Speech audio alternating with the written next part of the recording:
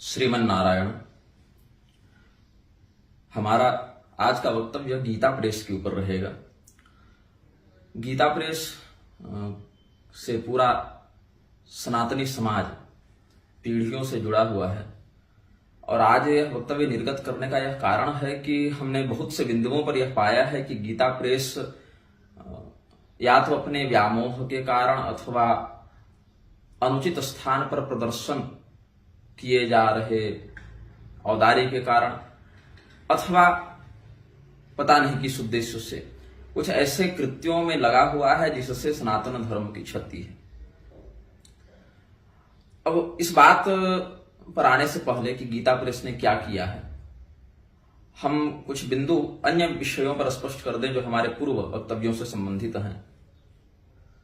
पुरी शंकराचार्य जी के शिष्यों का एक दल बार बार मुझे स्वयंभू, काल्पनिक, पाखंडी इत्यादि कहता है। मेरे कुछ चित्र प्रसारित करता है जिसमें मैं नीले रंग के वस्त्रों को पहना हुआ हूं और इस बात पर आपत्ति करता है कि वाराह पुराण में भगवान ने कहा है कि नीले वस्त्र को पहन के जो मेरी पूजा करता है वो व्यक्ति इतने जन्मों तक ये बनता है, इतने जन्मों तक नरक जाता है, इत्यादि विषयों पर। अब समस्या क्या है कि इन लोगों का एकमात्र ध्येय हो गया है कि किसी प्रकार से निग्रहाचार्य को अशास्त्रीय सिद्ध करो, क्योंकि इनका बाजार उखड़ रहा है तो निग्रहाचार्य को कम से कम समाप्त किया जाए। अब सबसे पहले मैं पूरी शंकराचार्य जी पर नहीं कह रहा हूं, उनके बहुत से अनुयायियों पर कह रहा हूं। इस बात को पहले मैं स्पष्ट कर दूं। शंकराचार्य जी पर जब कहूंगा तो स्पष्ट उनका नाम लेकर कहूंगा और जो बिंदु उनके परिकरों के विषय में कह रहा हूं, उनके समर्थकों के विषय में कह रहा हूं, तो समर्थकों तक उस बात को रहने दिया जाए। और जिस बात पर स्वयं शंकराचार्य जी के कृत्य पर हमारी आपत्ति होगी, हमने नाम लेकर कहा है, आगे भी कहेंगे। प्रत्येक संप्रदाय में शास्त्रों के कुछ मान्य अर्थ होते हैं जो दार्शनिक भेद से ग्राह्य होते हैं। एक ही श्रुति का, एक ही सूत्र का कई बार अद्वैत परक अथवा द्वैत परक व्याख्यान आचार्यों ने किया है और प्रत्येक संप्रदाय के अनुयायी को स्वाचार्य के द्वारा प्रतिष्ठापित अर्थ का अनुसरण करके निश्रेयस की सिद्धि करनी चाहिए। लेकिन ये जो छद्म स्मार्त अद्वैतियों का दल है, ये क्या कहता है कि जो शंकराचार्य जी ने कह दिया एकमात्र सत्य वही है, उसके अतिरिक्त किसी भी विषय पर कोई चिंतन नहीं किया जा सकता, उसका कोई और अर्थ नहीं हो सकता। ये वही लोग हैं जो हम जैसे लोगों पर कहते हैं कि तुम लोग अपना विचार हम पर मत थोपो, अपना अर्थ हम पर मत थोपो। तो हमने जब महावाक्यों पर भाष्य प्रणयन किया भगवान सूर्य के अनुग्रह से, तो उसमें हमने ईशावास्य वेदं सर्वम का जो अर्थ किया, यद्यपि वो अर्थ शास्त्र सम्मत है, हमारे संप्रदाय में मान्य है और शिव पुराण आदि से उसकी संगति भी है, किंतु आदि गुरु शंकराचार्य ने जिस शैली में उसका अर्थ किया वो भिन्न है, हमारा भिन्न है। अब इनका क्या कहना है कि आदि गुरु शंकराचार्य ने जिस शैली में अर्थ किया उसी शैली को तुम भी मानो। तो मैं आदि गुरु शंकराचार्य जी के अर्थ का खंडन तो नहीं कर रहा कि उन्होंने गलत कहा, अथवा यह नहीं कह रहा कि उन्होंने अशास्त्रीय या अज्ञानतापूर्ण बात कही। अपने संप्रदाय में हमारे परंपरा में जो अर्थ है वो हम बता रहे हैं और हमने यह भी नहीं कहा कि उस अर्थ को मानने के लिए प्रत्येक हिंदू बाध्य है अथवा वह उस श्रुति का एकमात्र अर्थ है, ऐसा भी हमने नहीं कहा। तो इनका एक सिंडिकेट बन गया है कि हमारा जो आचार्य है वह एकमात्र आचार्य है, उसके अलावा किसी और आचार्य की हम कल्पना भी नहीं कर सकते। गोविंदानंद सरस्वती कहते ही रहते हैं कि केवल शंकराचार्य ही एकमात्र आचार्य हैं, हम किसी और आचार्य का अस्तित्व स्वीकार ही नहीं करते, उनका आचार्यत्व या उनका जगत गुरुत्व हम नहीं मानते। अब वहीं पर अगर इनको भविष्य पुराण का श्लोक उठाकर कह दो जहां शंकराचार्य पदाभिषिक्त आचार्य का रामानुजाचार्य जी ने खंडन किया और वे पराजित हुए, तो कह देंगे वो श्लोक ही फर्जी है, प्रक्षिप्त है। लेकिन मैं तो सबों का आचार्यत्व स्वीकार करता हूं और स्व संप्रदाय की सीमा में उन आचार्यों के द्वारा स्थापित किए गए, उपदिष्ट किए गए अर्थों को भी स्वीकार करता हूं। तो मैंने कभी नहीं कहा कि हम जिस श्रुति का, जिस वाक्य का जो अर्थ बता रहे हैं वो सभी संप्रदायों के ऊपर लागू है, ऐसा हमने कभी नहीं कहा। अपितु हमने सदैव यह कहा है कि स्वसंप्रदाय की सीमा में उस दर्शन भेद से, उस सवर्या भेद से, उस संप्रदाय भेद से वह बात मान्य है। स्वयं ये लोग कहते हैं कि अपनी शाखा सूत्र पर निष्ठा रखनी चाहिए, अपनी शाखा सूत्र के मत का अनुसरण करना चाहिए। तो अपने में रहो ना, न तुम अपने संप्रदाय के मत को किसी दूसरे पर थोप सकते हो, न कोई दूसरा तुम पर थोप सकता है। लेकिन ऐसा तुम लोग करोगे नहीं। तुम्हारा कहना है कि केवल हमारे गुरु को सभी लोग एकमात्र सर्वोच्च सार्वभौम मान लें और इसके अलावा कुछ हो ही नहीं सकता। तो ये हम अपनी दृष्टि में उचित नहीं समझते हैं। हमने तो सभी आचार्यों का, सभी संप्रदायों का, सभी देवताओं का, सभी ग्रंथों का समादर ही किया है। हमने किसी देवता के मध्य, किसी संप्रदाय के मध्य, किसी आचार्य के मध्य कभी विद्वेष बुद्धि से कोई भी तुलना नहीं की है, आगे भी नहीं करेंगे। अब हमारे नीले वस्त्र को लेकर जब लोगों ने आपत्ति की, यद्यपि हमने इस विषय पर पहले वक्तव्य जारी किया था, लेख भी लिखा था, प्रधानता से नील से रंगे वस्त्र का निषेध है। नील से रंगे वस्त्रों का निषेध है, नीले रंग का निषेध नहीं। नील से रंगे मतलब जो उजाला आता है ना, जिससे श्वेत वस्त्रों का नील देकर नीला करते हैं, उसका निषेध है प्रधानता से। और यदि नीला रंग ही मान लें तो भी उसमें विष्णु परक आराधना का या अन्य जो कुछ वेदोक्त आराधनाएं हैं उनका विशेष निषेध है। सभी संप्रदाय के लिए, सभी देवताओं की आराधना के लिए सार्वकालिक निषेध नहीं है। तो हमने बताया कि जिन स्थानों पर हम नीले वस्त्रों में देखे गए, बहुत कम देखे गए, तो उन तिथियों में, उन स्थानों पर हम वैसी साधना में लीन थे, वैसे कृत्यों में हमारी दिनचर्या चल रही थी, तो हम वैसे वस्त्रों में थे। एक दो बार मंच पर भी हम चढ़े हैं, लेकिन हम किसी यजमान का संकल्प पूर्वक अनुष्ठान परक व्याख्यान तो कर नहीं रहे थे। स्वतंत्र मंच था, 10 वक्ता आ रहे हैं, 10 वक्ता जा रहे हैं, उसमें हम भी एक थे। और किसी यजमान का सांकल्पिक अनुष्ठान परक तो मंच नहीं था कि हम किसी देवता विशेष की आराधना में रहते हैं। स्वतंत्र व्याख्यान का मंच था। उस समय हम वैसे क्रियाओं में लीन थे, भैरव उपासना में, काली उपासना में या संकर्षण आदि की उपासना में हम लीन थे। तो हमारे नक्षत्र के अधिपति हैं सर्प, और सर्पों की आराधना में नील वर्ण की प्रधानता भी होती है, तो हम अपने नक्षत्राधिपति देवता का भी तो प्रयोग कर सकते हैं। तो हमें बहुत अच्छे से पता है कि मैं किस रंग के वस्त्र का प्रयोग कर रहा हूं, नहीं कर रहा हूं। हमने क्या नहीं पढ़ा है वो सब शास्त्र वाक्य? तो हम जानबूझकर आपको ऐसा अवसर क्यों देंगे कि आप हम पर उंगली उठाएं, जब हमने पढ़ाई है उन शास्त्रों को और हमें पता है। यदि हम सदैव नीला वस्त्र पहनते तो कोई आपत्ति की जा सकती थी। वैसे उसमें भी नीला वस्त्र है, नील से रंगे वस्त्र तो हम पहने नहीं है कि श्वेत धोती थी हमारी, उसमें हमने नील दे दिया और फिर पहन रहे हैं, ऐसा तो है नहीं। लेकिन आक्षेपकों को हमें बदनाम करना है, तो यद्यपि हमने इसका उत्तर दे दिया था, फिर भी बारंबार ये लोग एक ही फोटो चलाते रहते हैं और हमें पाखंडी कहते रहते हैं। अब 2-3 वर्ष पहले तक, जब तक हम निग्रहाचार्य के रूप में समाज के सामने प्रस्तुत नहीं हुए थे, ये लोग निग्रहागमों का नाम तक नहीं जानते थे। जब हम निग्रहाचार्य के रूप में प्रस्तुत हुए तो सबसे पहले इन लोगों ने कहा कि निग्रहाचार्य कुछ होता ही नहीं है, निग्रहाचार्य जैसा कोई शब्द नहीं, निग्रहाचार्य जैसा कोई संप्रदाय नहीं, निग्रह संप्रदाय नहीं। अगर है तो ऐसा कहीं वर्णन होना चाहिए था, तो कहां वर्णन है बताओ। तो पहले तो इन लोगों को निग्रहाचार्य या निग्रहागमों का कोई बोध ही नहीं था। उसके बाद इन लोगों को जब हमने प्रमाण दिया शक्ति संगम तंत्र का कि निग्रहागम तंत्राणि शतद्विशत भेदतः अयम आगम पर्याय सिद्ध रूप प्रकाशित, तो इन धूर्तों ने क्या किया, कह दिया कि हम निग्रहागमों को मानते ही नहीं, ये ग्रंथ ही फर्जी है। पहले तो सबसे पहले इन्होंने ये कहा कि शक्ति संगम तंत्र नाम का कोई ग्रंथ ही नहीं, ये ग्रंथ ही फर्जी है, तुम नकली ग्रंथ से प्रमाण दे रहे हो। फिर हमने बताया कि सैकड़ों वर्षों से ये ग्रंथ प्रतिष्ठित है, कोई हमने अपने से बनाकर नहीं लिखा। इसी ग्रंथ में भगवान शंकराचार्य जी के आने की भी भविष्यवाणी है, और जिस छिन्नमस्ता खंड में शंकराचार्य जी के विषय में बताया गया, उसी में निग्रहागमों के विषय में भी बताया गया है। तब जाकर जब हमने कहा कि शंकराचार्य जी की भी भविष्यवाणी इसमें है, तो शंकराचार्य जी से भी पहले का यह ग्रंथ सिद्ध हुआ। तब यह सिद्ध हो गया कि यह ग्रंथ हमने अपनी कल्पना से नहीं बनाया, अभी तो हमारे इस शरीर से पहले हजारों वर्षों से यह ग्रंथ समाज में प्रतिष्ठित है, मान्य है। फिर इन लोगों ने कहा कि हम लोग तंत्र और आगम को तो प्रमाण मानते ही नहीं है, क्योंकि ये श्रुति विरुद्ध होने से अग्राह्य हो जाते हैं। तुम कौलाचार्य हो, जबकि मैं कौलाचार्य नहीं, मैं निग्रहाचार्य हूं। थोड़ा भेद है दोनों में। जैसे टाटा जो है वो डीजल से चलने वाले वाहन भी बना रही है, और पेट्रोल से चलने वाले वाहन भी बना रही है, और टाटा कंपनी इलेक्ट्रिक वाहन भी बना रही है, सीएनजी वाले भी बना रही है। तो कंपनी का लोगो तो टाटा ही है, लेकिन प्रणाली में भेद होता है।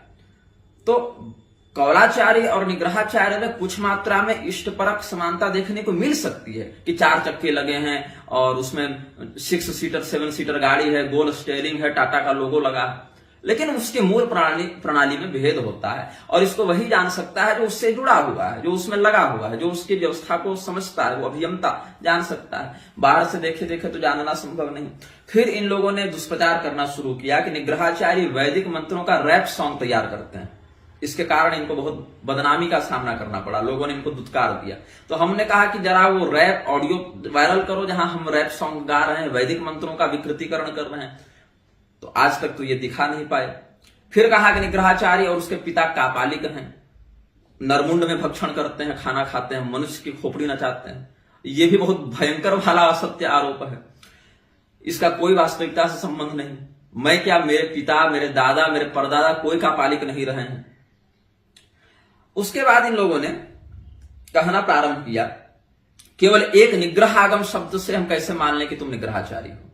तो इन्होंने बाद में कहा कि नहीं, शक्ति संगम तंत्र तो सही है, निग्रहागम भी सही है, लेकिन तुम निग्रहाचार्य नहीं हो सकते, क्योंकि निग्रहागम जो शब्द है, केवल एक शब्द पकड़कर तुम कैसे निग्रहाचार्य बन सकते हो। जबकि मैं आपको बताऊं, अब मैं शपथ ही कर देता हूं, यद्यपि इसकी आवश्यकता तो नहीं है। मैं अपने माता, अपने पिता, अपने गुरु, अपने कुल देवता, अपने इष्ट देवता और समस्त पूर्वाचार्यों के साथ अपनी गायत्री रूपी शक्ति से युक्त इस यज्ञोपवीत ब्रह्म सूत्र को अपने दक्षिण हाथ में पकड़कर यह शपथ करके कहता हूं, कौंडिन्य गोत्र में उत्पन्न आचार्य श्री शंकरदास गुरु का ज्येष्ठ पुत्र मैं श्री भागवतानंद गुरु इस बात को शपथ पूर्वक कहता हूं कि शक्ति संगम तंत्र में निग्रहागमों का वर्णन पढ़ने से पहले ही हमें निग्रहाचार्य शब्द का बोध था, और यह भी बोध था कि मैं निग्रहाचार्य हूं। अर्थात शक्ति संगम तंत्र में निग्रहागम शब्द देखने के बाद हमने ऐसा नहीं कहा कि चलो निग्रहाचार्य बन जाते हैं, ऐसा नहीं कहा। हमें शक्ति संगम तंत्र का अध्ययन करने से पूर्व, निग्रहागम शब्द के बोध से पूर्व यह बोध था कि मैं निग्रहाचार्य हूं, और उसके बाद हमने तपश्चर्या की इस बात को जानने के लिए कि भाई इसका क्या उद्देश्य है, क्या संप्रदाय है, क्या देवता है। और फिर स्वप्न में हमें निग्रह संप्रदाय के मूल मंत्र, मूल यंत्र इत्यादि सब का समयानुसार बोध होता गया, और आगे भी जितना हमारा पुरस्चरण बढ़ रहा है उसका और भी बोध होता जा रहा है। इससे अधिक स्पष्ट हम और कुछ नहीं कर सकते। यदि हमारे कथन में कोई असत्यता हो तो हमारे इष्ट हमें उसका समुचित दंड भी प्रदान करेंगे। अब इससे अधिक क्या कहते हैं? तो ये जो आरोप लगाया जा रहा है कि हम निग्रहागमों का संदर्भ जानने के बाद निग्रहाचार्य बने हैं, ऐसा नहीं। अब इससे अधिक स्पष्ट सत्य हम नहीं कर सकते हैं। किसी को अभी अविश्वास हो तो हम उसका कोई समाधान नहीं है ना। उतना तो धोबी ने भी सीता जी पर आरोप लगा दिया कि इसका चरित्र सही नहीं है, उससे क्या हो गया। तो अब मैं शपथ पूर्वक कह चुका हूं, अब इसके बाद यदि कोई मुझ पर असत्य आरोप लगाता है तो जो पाप हमारे असत्य भाषण से हमें लग सकता था उसको वही असत्य भाषण से लगे। इससे अधिक मैं क्या कहूं। अब इन्होंने कहा कि निग्रहागम, जब हमने बताया कि भाई इसका अस्तित्व हमसे इस जन्म से पहले से है, तो कहा कि चलो ये तो हम मानते हैं कि निग्रहागम कुछ होते थे, लेकिन यह नहीं मान सकते कि निग्रहागमों का तुम्हें ज्ञान है। जबकि सत्य क्या है कि निग्रहाचार्य और निग्रहागम शब्द का ही इन दुष्टों को परिचय मेरे माध्यम से ही हुआ। इस नाम का भी कुछ होता है संसार में। तब इन्होंने शक्ति संगम तंत्र पढ़ना शुरू किया। फिर हमने कहा कि निग्रहागमों में भी निग्रह शब्द से युक्त निग्रह चैतन्य, जैसे श्रृंगेरी पीठ की है ना उपाधियां, ब्रह्मचारी की चैतन्य और सन्यासी की सरस्वती इत्यादि, तो निग्रह चैतन्य, निग्रह सरस्वती, ये सब उपाधियां भी होती हैं।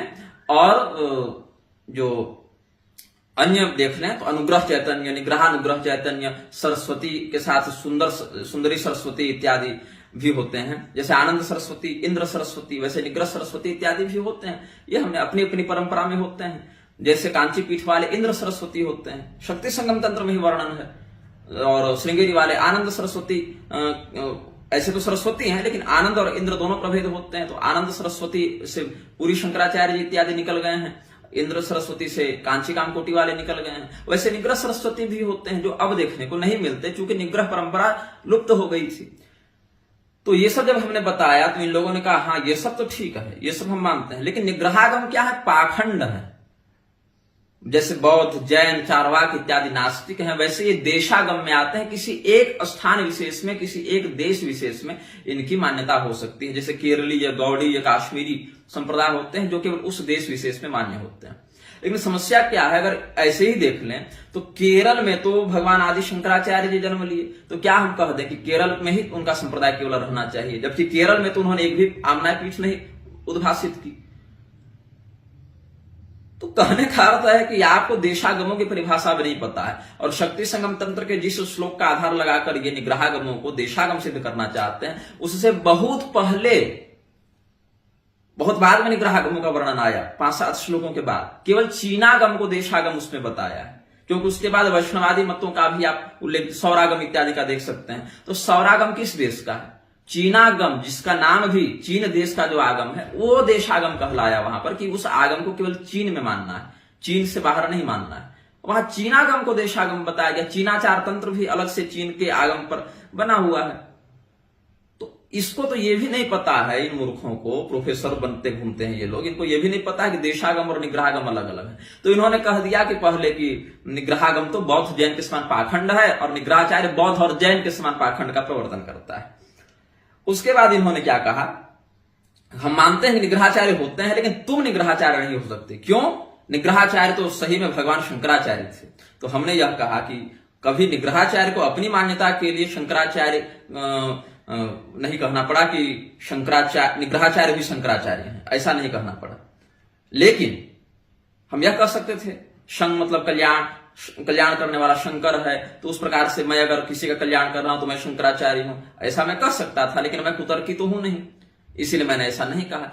तो मुझे कभी यह नहीं कहना पड़ा कि मैं शंकराचार्य हूं। लेकिन क्या दिन आ गए हैं कि इन मूर्खों को यह कहना पड़ा कि आदि गुरु शंकराचार्य निग्रहाचार्य थे। उसके बाद ये कहने लगे तुम कौल हो। हमने कहा देखो मैं कौल तो नहीं हूं, लेकिन अब कहो कुलम कुंडलिनी शक्ति है, कुलम तो महेश्वर, कुलाकुलस्य तत्वज्ञ कौल इत्यभिधीयते। तो ऐसी यौगिक परिभाषा में तो हर संप्रदाय का ब्रह्मज्ञानी कौल ही कहलाएगा। फिर ऋषभ देव भी कौल ही कहलाएंगे, जड़ भरत भी कौल ही कहलाएंगे, दत्तात्रेय जी कौल ही कहलाएंगे, और आदि गुरु शंकराचार्य ने भी कुर्यात कौलाभिषेचनम ऐसा अलग से आदेश भी दे दिया है। तो उस स्थिति में दिक्कत नहीं। फिर ये कौल मुखमर्दनम लेकर आ गए। तो कौल में भी कई प्रकार होते हैं। असत कौल कौन है, पशु कौल कौन है, महाकौल कौन है, सत कौल कौन है। तो असत कौल, सत कौल, महाकौल, पशु कौल, ये सब बहुत भेद होते हैं। उसमें जो असत कौल है उसकी निंदा तुलसीदास जी ने भी, कौल काम बस कृपण मलिना ऐसे करके संभवता है ना एक चौपाई, जो अंगद जी ने 14 जीते जी मृत व्यक्तियों के बारे में बताया है, उसमें कौल को भी कहा है। असत कौल जो वृथापान में रत रहते हैं, जो पाखंड का प्रवर्तन करते हैं अघोर धर्म के नाम पर, अघोर मत के नाम पर, उनके लिए कहा है। फिर कहने लगे ये लोग कि हर स्मार्त गृहस्थ ब्राह्मण निग्रहाचार्य है। हमने चलो जिसका तुम खंडन करने आए थे उसी की उपाधि से स्वयं को तुम लोग युक्त करने लगे हो। मतलब केवल श्री भागवतानंद गुरु निग्रहाचार्य हो ही नहीं सकता, और श्री भागवतानंद गुरु के अतिरिक्त जितने भी संसार में स्मार्त ब्राह्मण जो इसका सब्सक्रिप्शन ले रखे हैं इन लोगों का, वो सब के सब निग्रहाचार्य एक साथ मान्य हो गए। उसके बाद ये व्यक्ति आया कहने के लिए कि हमारे शिवस्वरूपपुरी शंकराचार्य जी ने स्पष्ट कहा कि निग्रहाचार्य केवल भगवान हो सकते हैं, और ऐसे कह कि इस फर्जी निग्रहाचार्य का इन्होंने संहार कर दिया। अब पूरी शंकराचार्य जी ने जैसे ही कहा कि निग्रहाचार्य केवल भगवान हो सकते हैं, तुम लोगों को आपत्ति जारी करनी चाहिए थी। अरे हम सब स्मार्त ब्राह्मण निग्रहाचार्य हैं, आदि गुरु शंकराचार्य को हमने निग्रहाचार्य सिद्ध किया, आप कैसे कह रहे हैं निग्रहाचार्य केवल भगवान हो सकते हैं? हम सब निग्रहाचार्य हैं, ऐसा तुम लोगों को कहना चाहिए था। लेकिन तुम लोगों ने कुछ नहीं कहा। तब एक वास्तविक निग्रहाचार्य जो हम हैं, उन्होंने आपत्ति पत्र जारी किया कि आप कैसे कह सकते हैं कि निग्रहाचार्य केवल भगवान है। और फिर हमने उद्भव, स्थिति, संहार, निग्रह, अनुग्रह 5 शक्तियों का कहा कि जब निग्रहाचार्य केवल भगवान है, क्योंकि निग्रह शक्ति उनकी है, तो उद्भव शक्ति उनकी है। फिर अपने शिष्यों को कहिए प्रजनन करना बंद कर दें, वंश विस्तार बंद कर दें, स्थिति संहार इत्यादि आप लोग अपने मठ का संचालन करना और शत्रुओं के संहार की योजना बनाना बंद कर दें, अपने शिष्यों पर अनुग्रह करना बंद कर दें। तो केवल निग्रह शक्ति के समय भगवान याद आते हैं। तो ये सब जितने फर्जी निग्रहाचार्य बने घूम रहे थे कंपटीशन वाले, ये सब चुप हो गए और कहा कि शंकराचार्य जी ने निग्रहाचार्य का खंडन कर दिया, उसको अमान्य कर दिया। और उस समय फिर इन्होंने ये नहीं कहा कि हम सभी निग्रहाचार्यों को इन्होंने गलत कहा। तब ये सब फर्जी निग्रहाचार्य जितने बने घूम रहे थे वो सब पीछे हट गए। और आरोप किस पर आ गया? जो वास्तव में निग्रहाचार्य था, जिसके बाद ही इनको निग्रहाचार्य शब्द तक का बोध हो पाया। फिर इन्होंने कहा कि हम कैसे माने तुम्हारी परंपरा लुप्त हो गई थी और तुम्हें ही भगवती ने उद्बोधित कराया। भगवान श्री कृष्ण ने क्या कहा? इमं विवस्वते योगं प्रोक्तवानहम अव्ययम् विवस्वान मनवे प्राह मनुरिक्ष्वाकवे ब्रवीत एवं परंपरा प्राप्त इमं राजर्षयो विदुः सकाले नेह महता योगो नष्ट परम तप।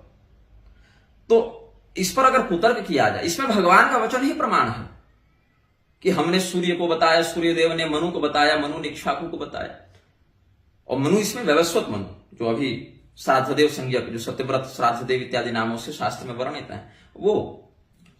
अब कोई इसमें अगर कहे मनु शब्द की साम्यता लेकर कि अगर भगवान ने गीता का उपदेश मनु को किया तो मनुस्मृति में उसका वर्णन क्यों नहीं? मनु शब्द साम्यता को पकड़ के मनुस्मृति में तो वर्णन होना चाहिए था, कम से कम उल्लेख तो कर देते एक लाइन में, लेकिन नहीं है। मतलब भगवान ही फर्जी बोल रहे थे। अथवा चलो यदि इक्ष्वाकु को ही बताना था, वैवस्वत मनु को ही पकड़ लें, तो किसी पुराण में ऐसा वर्णन मिलना चाहिए था कि वैवस्वत मनु बैठकर इक्ष्वाकु इत्यादि को वो गीता ज्ञान को उपदेश दे रहे हैं। तो हम एक श्लोक के आधार पर मान लें कि भगवान ने उपदेश दिया था, मानना ही चाहिए, क्योंकि यद्येकेन प्रमाणेन सिद्धम भवति सर्वतः तत्किं प्रमाण भेदेन साधितेन प्रयोजनम, पराख्य तंत्र में कहा, इसीलिए हम मानते हैं उसको। अब ये लोग कह रहे हैं कि केवल एक निग्रहागम शब्द को पकड़ के तुम स्वयं को निग्रहाचार्य कह रहे हो। आपके पूरी शंकराचार्य जी महायंत्र प्रवर्तनम को एक शब्द को पकड़ के, जबकि वहां उसका ऐसा कोई संदर्भ भी नहीं है, कहते क्या है? कलयुग में महायंत्रों के प्रवर्तन के कारण दिव्य शक्तियां लुप्त होने लगेंगी और महायंत्रों का निषेध करो। लेकिन महाराज जी को हेलीकॉप्टर पर भी बैठना है, महाराज जी को बड़े बड़े कैमरा से बयान भी देना है, महाराज जी के आश्रम में एसी भी लगना चाहिए, महाराज जी को आधुनिक यंत्रों से युक्त तकनीक से अपने व्याख्यानों को प्रकाशित भी करवाना है, प्रिंटिंग भी करवाना है, मीडिया में लाइव भी आना है, और महाराज जी को बड़े बड़े कॉर्पोरेट संस्थानों में व्याख्यान भी देना है, और महाराज जी को आधुनिक यंत्रों से चिकित्सा भी करानी है, और महायंत्र प्रवर्तनम एक शब्द पकड़ के उसका निषेध भी करना है। तो आपके पूरी शंकराचार्य जी तो महायंत्र प्रवर्तनम एक शब्द पकड़ के असंदर्भित रूप से भी महायंत्रों का खंडन करने लग गए। लेकिन हम निग्रहागम शब्द के आधार पर अगर अन्य शब्द साम्यता को दिखाते हुए, संप्रदाय साम्यता को दिखाते हुए कोई बात कहें तो तुम लोगों को स्वीकार नहीं होता है। ये तुम्हारा छद्म धर्मनिष्ठा का परिचायक है। अब यदि तुम लोग कहते हो, अच्छा फिर ये लोग आ गए कि नहीं निग्रह संप्रदाय तो निग्रह चैतन्य, अनुग्रह चैतन्य, निग्रहानुग्रह चैतन्य ये सब हैं, और इसमें चैतन्य की प्रधानता है, मतलब चैतन्य संप्रदाय नाम का कोई संप्रदाय हो सकता है। लेकिन चैतन्य संप्रदाय का क्या देवता है, चैतन्य संप्रदाय का क्या आगम है, चैतन्य संप्रदाय का क्या मंत्र है, इसके विषय में ये लोग कुछ नहीं बताए। चैतन्य महाप्रभु वाला नहीं कह रहा हूं, ये उपाधि अलग चैतन्य वाली है। तो कह दिया कि अवधूत संप्रदाय है इसका, जिसकी स्वतंत्र सत्ता भी हम मानते हैं। लेकिन निग्रहागमों का जहां स्पष्ट वर्णन है, बताया कि इसमें इतने उपतंत्र हैं, इतने तंत्र हैं, इस विषय में इसको कुछ नहीं कहना। जबकि हम 10-10, 12-12 घंटा एक पैर पर खड़े रह के जंगलों में रात को तपस्या करते रहे, महीनों मच्छर कटा कटा के अपने शरीर को उपवास कर करके, अपने शरीर को त्रिकाल स्नान कर करके अपने शरीर को सुखाते रहे, सूख कर कांटा हो गए, 45 किलो वजन है हमारा, और महीनों महीनों जंगल में बिताए केवल तपस्या के लिए। एक महीना भी ढंग से किसी व्रत का आचरण करके ये वन में जाकर तपस्या किए हो ये लोग, जो हम पर आक्षेप करते हैं, एक महीना भी हमने अपने जीवन के कई वर्ष जंगल में बिता दिए केवल तपस्या करके, देवता की आराधना करके हमको, और फिर हम निग्रहाचार्य बने। और तब जब हम पाखंड का खंडन करने लगे तो हम ही को ये लोग कहते हैं तुम बौद्ध जैन के समान पाखंडी हो। अब पहले तो इन्होंने बौद्ध जैन के समान हमें कहा कि निग्रहागम भी बौद्ध और जैन के समान पाखंड है, और अब कहते हैं कि ये शाक्तों की उपशाखाएं हैं और ये कश्मीरी संप्रदाय से आते हैं, और ये सब का ज्ञान निग्रहाचार्य को नहीं, निग्रहाचार्य फर्जी है। तो तुम बताओ कि अगर ये सभी संप्रदायों को, निग्रह संप्रदाय को तुम मानते हो, जो कि अब मानने लगे हो, इसका अर्थ उस संप्रदाय का कोई निग्रहाचार्य भी होगा। और अगर वो निग्रहाचार्य उस संप्रदाय का आचार्य है, तो फिर तुम्हारे पूरी शंकराचार्य ने जो कहा कि निग्रहाचार्य केवल भगवान हो सकते हैं, उस बात से तुम्हारी बात खंडित हो गई। और अगर तुम पूरी शंकराचार्य जी की बात मानते हो कि निग्रहाचार्य केवल भगवान हो सकते हैं, तो फिर निग्रह संप्रदाय को तुम कैसे मान रहे हो? तो निग्रह संप्रदाय को तो तुम मान रहे हो, और कभी कहते हो कि निग्रहागम बौद्ध जैन के समान पाखंड हैं, और कभी कहते हो कि नहीं ये तो अन्य अवधूत संप्रदाय आदि के समान शाक्तों की एक शाखा है। तो उस स्थिति में अगर वो वास्तव में कोई संप्रदाय है तो निग्रहाचार्य भी उनके होने चाहिए। और अगर वो निग्रहाचार्य हैं, हो सकते हैं या हुए थे, तो पूरी शंकराचार्य जी का यह कथन कि निग्रहाचार्य के भगवान हो सकते हैं वो खंडित हो जाता है। उन्होंने तो शबरी जी को ब्राह्मणी घोषित कर रखा है, जबकि शबरी जी असंदिग्ध शास्त्र प्रमाणों और पूर्वाचार्य वाक्यों से ब्राह्मण वर्ण से हीन सिद्ध हो चुकी हैं, भिलनी थी, और यही उनके भक्ति का वैशिष्ट था, यही उनके चरित्र का औदार्य और वैशिष्ट्य है। तो जो उनके चरित्र का महनीय पक्ष है उसी का तुम लोग मर्दन करके उनको ब्राह्मणी सिद्ध करने पर लग गए। तो ये तो तुम्हारा शास्त्र ज्ञान है। निग्रहागम और निग्रहाचार्य का नाम भी जब तुम लोगों ने नहीं सुना था, नाम तक मेरे कारण सुनने में आया, उसी व्यक्ति को तुम कह रहे हो कि ये व्यक्ति निग्रहागमों के बारे में नहीं जानता, निग्रह संप्रदाय के बारे में नहीं जानता। तो यदि तुम निग्रह संप्रदाय को, निग्रहागमों को बौद्ध और जैन के समान पाखंड मानते हो, तो फिर उनको यह कहना बंद करो कि ये शाक्तों की एक देशागमगत संस्था है। और अगर तुम ये मानते हो कि ये कोई वास्तव में संप्रदाय है, उस स्थिति में यह कहना बंद करो कि निग्रहाचार्य के भगवान हो सकते हैं और पुरी के शंकराचार्य ने निग्रहाचार्य के भगवान हैं ऐसा वचन देकर, ऐसा कथन कह के स्वयं शिव स्वरूप शंकराचार्य जी ने संहार कर दिया निग्रहाचार्य का, फर्जी निग्रहाचार्य का। और अगर ये मानते हो कि पूरी शंकराचार्य का कथन ही सही है, तो कम से कम यह स्वीकार करो कि निग्रहागमों का कोई अस्तित्व ही नहीं और निग्रह संप्रदाय नाम का कोई संप्रदाय ही नहीं था। यहां कम से कम एक निष्ठा दिखाओ। तो कभी कहोगे निग्रह संप्रदाय, तुम लोग कभी कहोगे निग्रह संप्रदाय बौद्ध और जैन के समान पाखंड है, फिर कभी कहोगे कि वह देशागम स्थाता और काश्मीरी संप्रदाय से, वो काश्मीरी शाक्त परंपरा से वो संबंध रखता है, फिर कहोगे कभी कि हम सभी लोग निग्रहाचार्य हैं, और फिर कभी कहोगे कि निग्रहाचार्य के भगवान हो सकते हैं, कोई मनुष्य निग्रहाचार्य नहीं हो सकता। यद्यपि पूरी शंकराचार्य ने श्री भागवतानंद गुरु नाम का यह व्यक्ति जो स्वयं को निग्रहाचार्य के पद पर बैठा बताता है वो फर्जी निग्रहाचार्य है, ऐसा कभी नहीं कहा। ऐसा कहा होता उन्होंने तब मैं पूछता कि फिर आप निग्रह संप्रदाय का असली आचार्य किसको मानते हैं, और बताइए कि निग्रह संप्रदाय में इससे पहले कौन से आचार्य कब हुए और आगे कौन होंगे। वो सब हम आपको स्वयं बताएंगे, क्योंकि असली निग्रहाचार्य तो हम हैं, इसलिए हम वो बताएंगे आपको। अपने संप्रदाय की इनको ये दुर्गति नहीं दिखाई पड़ रही है कि इनके यहां जो प्रधान 4 पीठ ही मान लें, उन 4 पीठों में इन्हीं के मत के अनुसार 2 पीठ रिक्त हैं। ज्योतिष पीठ और द्वारिका पीठ के वर्तमान अभिषिक्तों को तो ये शंकराचार्य मानते नहीं। तो बताएं हमें कि आप ही के संप्रदाय के 2 पीठ खाली क्यों हैं, और आप अगर उन नवाभिषिक्तों को शंकराचार्य के रूप में मान्यता नहीं देते आप लोग, तो इस स्थिति में आप किस वास्तविक शंकराचार्य का वहां पर अभिषेक करने जा रहे हैं और कब करने जा रहे हैं। तो इसमें ये लोग का सिंडिकेट खराब हो जाएगा ना, क्योंकि अगर बाकी 2 पीठों पर ये लोग अपने शंकराचार्य का अभिषेक करने जाएंगे तो श्रृंगेरी वाले तुरंत खड़े होंगे कि जब हम पहले वहां पर स्वामी अविमुक्तेश्वरानंद और स्वामी सदानंद सरस्वती का अभिषेक कर चुके हैं, तो पूरी वाले तो अपना नया कैंडिडेट खड़ा नहीं कर पाएंगे। और अगर कैंडिडेट नया खड़ा कर देते हैं तो इनके शिष्यों में भयंकर टकराहट उत्पन्न होगी, और स्वामी सदानंद सरस्वती और अविमुक्तेश्वरानंद सरस्वती के सापेक्ष पूरी के खड़ा किए कैंडिडेट तो कभी अपना महत्व स्थापित नहीं कर पाएंगे। और उसके बाद भी पुरी के शंकराचार्य अगर बाकी 2 पीठों पर हस्तक्षेप करने आएंगे तो फिर पुरी के शंकराचार्य जी के द्वारा खड़े किए गए वो दोनों उम्मीदवार या श्रृंगेरी के द्वारा मान्यता दे दिए जाएंगे। और अगर नहीं मान्यता दिए जाएंगे, उस स्थिति में जैसे श्रृंगेरी के द्वारा अभिषिक्त इनको ये मान्यता नहीं दे रहे, इनके द्वारा अभिषिक्त को श्रृंगेरी मान्यता नहीं देगी। तो कुल मिला के अपने संप्रदाय में ये जो तुम लोग तमाशा बनाए रखे हो, इससे धर्म का लाभ हो रहा है कि धर्म की क्षति हो रही है। तो क्या होगा, क्या कहेंगे कि ये राजनीति है इन लोगों की कि द्वारिका और ज्योतिष पीठ को कमजोर कर दिया जाए, वहां के शंकराचार्य को गोल कर दिया जाए। न हम वर्तमान को मान्यता देंगे और न अपनी ओर से किसी योग्य आचार्य को वहां स्थापित करेंगे, ये भी नहीं करेंगे। और उस स्थिति में कहेंगे हम ही सर्वोच्च हैं, हम ही सार्वभौम हैं, हम ही एकमात्र सही हैं। तो पूरे शंकराचार्य परंपरा में जहां 4 स्तंभ थे, 4 पीठ थे, उन सबों का एकाधिकार पूरी पीठ के पास आ जाएगा और लोगों को लगेगा कि सही वाले असली शंकराचार्य तो पूरी पीठ वाले ही हैं, इसलिए केवल उन्हीं के शरण में जाओ, तो इनका धंधा चलते रहेगा। अब मैं बताता हूं धंधा कैसे बनता है, एक उदाहरण बताता हूं, और मैं इस धंधे के खिलाफ हूं। ये बाजारवाद जो धर्म में घुस गया है, मैं इसके विरुद्ध हूं। अभी एक व्यक्ति ने, मैं आपको दिखाता हूं कहां, हाँ, कल रात्रि को 12 बजे मुझे संदेश भेजा जो मैंने सुबह देखा। तो उसने कहा कि महाराज मुझे कृपया बचाइए, आप सभी का खंडन कर चुके हैं और आप स्वयं दीक्षा देते नहीं, मुझे गुरु नहीं है, मुझे कैसे गुरु की प्राप्ति होगी, भगवान प्लीज मार्गदर्शन करिए, कृपा होगी बड़ी। महाराज जी अगर किसी को गुरु बना लिया और फिर पता चले कि ये तो शास्त्र से विपरीत बोल रहे हैं, ऐसे समय अगर उनकी बात न माने तो गुरु अपराध लगेगा, और अगर गुरु की माने तो गलत का क्या होगा, ऐसे समय शिष्य क्या करे। तो मैंने उत्तर दिया, हम किसी के संप्रदायोक्त सिद्धांत का खंडन थोड़ी कर रहे हैं, जो कुछ बिंदु में स्पष्ट शास्त्र विरुद्ध बात दिखे उसका खंडन कर रहे हैं। इसका अर्थ यह नहीं है कि आप उन महानुभावों से दीक्षा नहीं ले सकते। आप जो परंपरागत आचार्य हैं उनकी शास्त्रीयता की ही शरण में रहें।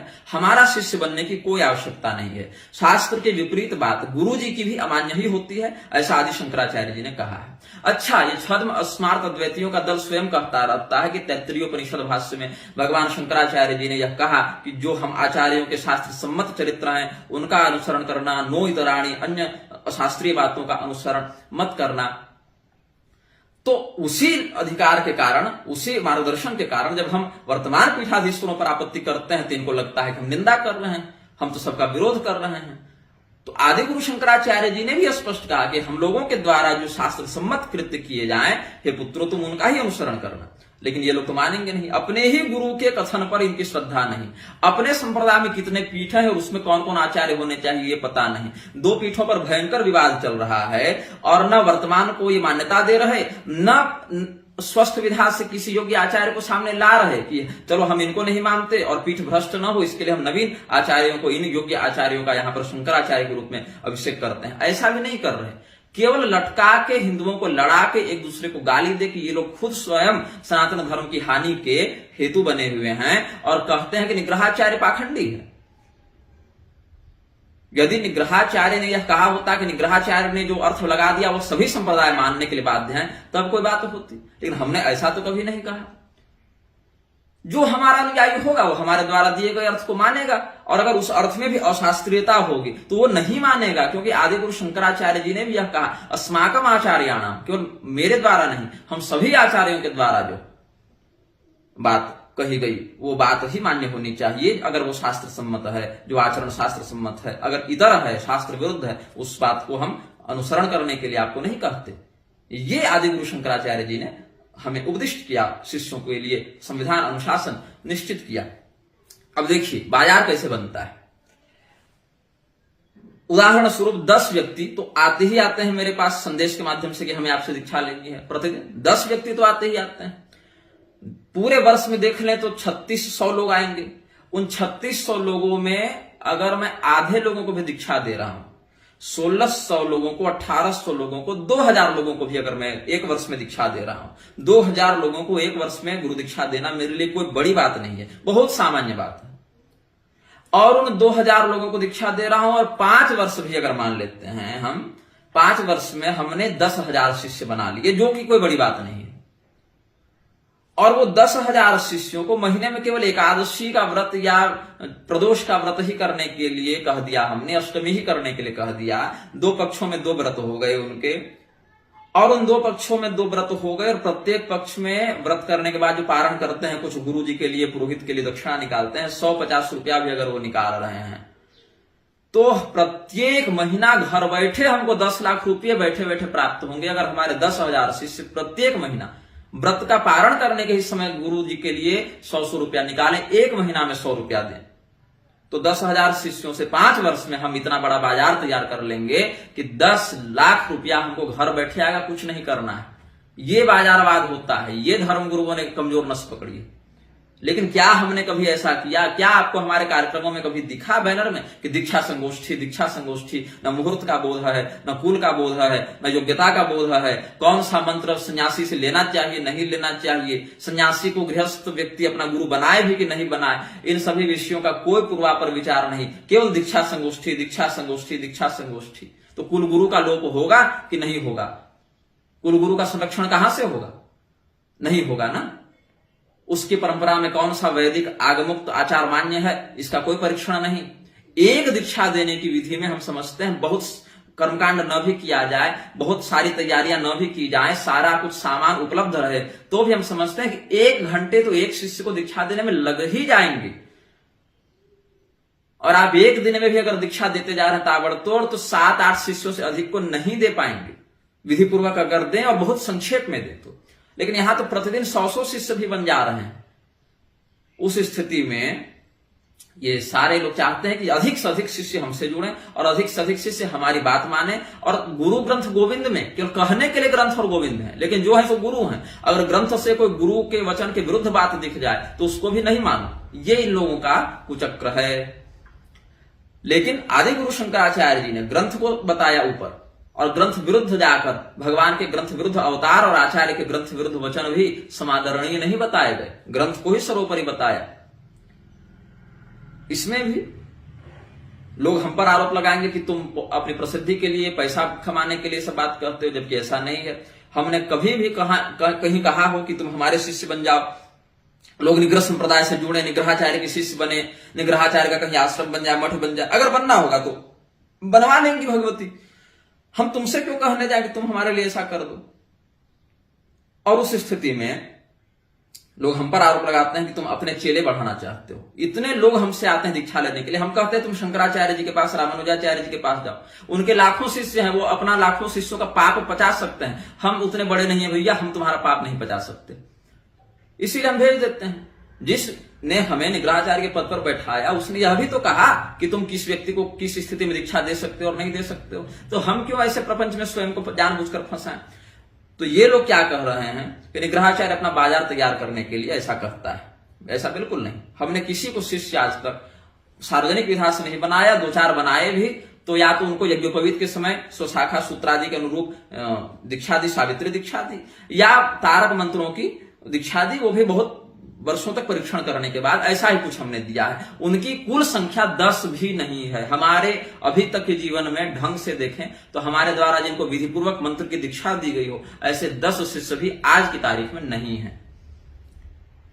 जबकि अभी तक मैं चाहता तो कम से कम 5000 शिष्य तो मैं बहुत आराम से बना सकता था, जिसके लिए कोई परिश्रम नहीं करना पड़ता, और 5 लाख रुपया तो घर बैठे हर महीने मुझे आते, बिना किसी विशेष पर्व त्योहार के, बिना कोई माला, यंत्र, घड़ी और पत्रिका बेचे हुए। अब हमारे जितने पुस्तकें हैं वो भी अपने प्रकाशन से पूर्व निःशुल्क पीडीएफ के रूप में सबको वितरित कर दी जाती हैं, आर्काइव वगैरह पर डाल दी जाती हैं। ये लोग अभी तक ये तय नहीं कर पाए हैं कि इनको निग्रह संप्रदाय को बौद्ध मानना है, जैन मानना है, शाक्त, काश्मीरी शाक्त मानना है, कि यह मानना है कि निग्रह संप्रदाय कोई था कि नहीं था। अगर निग्रह संप्रदाय था तो निग्रहाचार्य भी होते होंगे, अगर निग्रहाचार्य होते होंगे तो पूरी शंकराचार्य जी का यह कहना कि निग्रहाचार्य केवल भगवान है वो गलत हो जाता है, और अगर पूरी शंकराचार्य जी का कहना कि निग्रहाचार्य केवल भगवान है ये सही है, तो इनके पक्षधरों का यह कहना कि आदि गुरु शंकराचार्य वास्तव में निग्रहाचार्य थे और हम सभी स्मार्त ब्राह्मण सब निग्रहाचार्य हैं, ये फिर गलत हो जाता है। तो कुल मिला के इनका बंदर नाच के अलावा, मदारी तमाशा के अलावा कोई काम है नहीं, और ये उल्टा निग्रहाचार्य को ही बताने आ जाते हैं कि तुम्हें निग्रह संप्रदाय का, निग्रहागम का बोध नहीं है। और नवीन नवीन चैतन्य संप्रदाय, तो अवधूत संप्रदाय, ये सब ला कर ये सब खड़ा करते जा रहे हैं। लेकिन जिसका वास्तव में वर्णन है, जिसका मंत्र उपलब्ध है, जिसका यंत्र उपलब्ध है, जिसके ग्रंथों का परिसीमन उपलब्ध है, जिसका देवता उपलब्ध है, जिसका मंडल उपलब्ध है, जिसका सूत्र उपलब्ध है, उसका इन लोग प्रमाणीकरण स्वीकार नहीं करेंगे। क्यों? क्योंकि हम, अच्छा देखिए, 3 बातें देखने को मिलती हैं। या तो आजकल के धर्मगुरु किसी बड़े धर्मगुरु के कृपा पात्र बनकर पहले लॉन्च होते हैं, अमुक के कृपा पात्र शिष्य, तब उनको कोई आचार्य पद पर बैठाता है या जगतगुरु के पद पर बैठाता है। उसके बाद उनके पास कहीं न कहीं कोई आश्रम होता है, कहीं के महंत बनते हैं, या नहीं होते तो किसी न किसी अखाड़ा से जुड़े होते हैं, या किसी न किसी गुरुकुल से जुड़े होते हैं, या किसी न किसी राजनीतिक दल के माध्यम से उनको आगे बढ़ाया जाता है। अथवा और कुछ न हो तो कम से कम किसी का विरोध नहीं करते वो शास्त्रीय दृष्टि के आधार पर, अपना केवल खाते कमाते हैं, प्रवचन करते हैं। हमारे साथ क्या हुआ, हमने किसी को जाकर ये कहा नहीं कि आप हमें निग्रहाचार्य बना दीजिए, क्योंकि हम निग्रहाचार्य के रूप में हैं, ये सत्य है, और हमने स्वयं को सीधे बताया कि देखो मैं निग्रहाचार्य हूं। अब मुझे निग्रहाचार्य किसने बनाया, और मैं जब निग्रहाचार्य बना उससे पहले किस युग में, किस पीठ में कौन से व्यक्ति निग्रहाचार्य बन चुके थे, ये सब जब हम बताएंगे तब आप लोगों को बोध होगा कि निग्रह संप्रदाय देशागम में नहीं आता, वो किसी एक स्थान पर, एक देश विशेष पर लागू नहीं होता, तब बताऊंगा। और आगे किस स्थान पर, कौन से पीठ में कौन से निग्रहाचार्य होंगे, यह भी हम आपको बताएंगे निग्रह प्रवेशिका ग्रंथ में, जो आगामी होली से पहले प्रकाशित हो जाएगी। निःशुल्क पीडीएफ के रूप में आप सबों को प्रकाशन से पहले ही मिल जाएगी, आपको एक पैसा खर्च नहीं करना उसको पढ़ने के लिए। तो हमारे साथ समस्या क्या हो गई ना, कि हम किसी के पास सर्टिफिकेट लेने नहीं गए कि तुम हमको निग्रहाचार्य के रूप में मान्यता दे दो। हमने बताया कि मैं निग्रहाचार्य हूं और अपना काम सीधे शुरू किया। हमने किसी की चापलूसी नहीं की कि सर हमको निग्रहाचार्य के रूप में आप मान्यता दे दीजिए, ऐसा हमने किया ही नहीं। मैं सीधे आया, पद पर बैठा, मुझे बैठाया गया, मुझे काम बताया गया, मुझे क्षमता दी गई, मैंने काम शुरू कर दिया।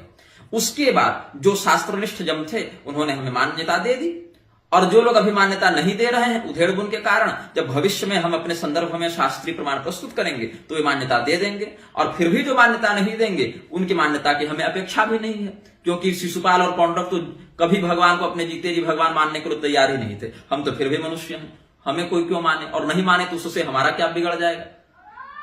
तो इसलिए हम किसी के मान्यता की अपेक्षा भी नहीं रखते, उससे आशा भी नहीं करते कि वो हमको मान्यता देगा, क्योंकि जब हम निग्रहाचार्य बने तो हम किसी के पास मान्यता के लिए गए ही नहीं। अगर हम शास्त्रीय हैं तो स्वयं मान्य हैं, और अगर नहीं है तो फिर कोई सर्टिफिकेट लिखकर दे भी दे कोई परिषद या संस्था, तो हमारी वास्तव में कोई मान्यता तो हो नहीं जाएगी।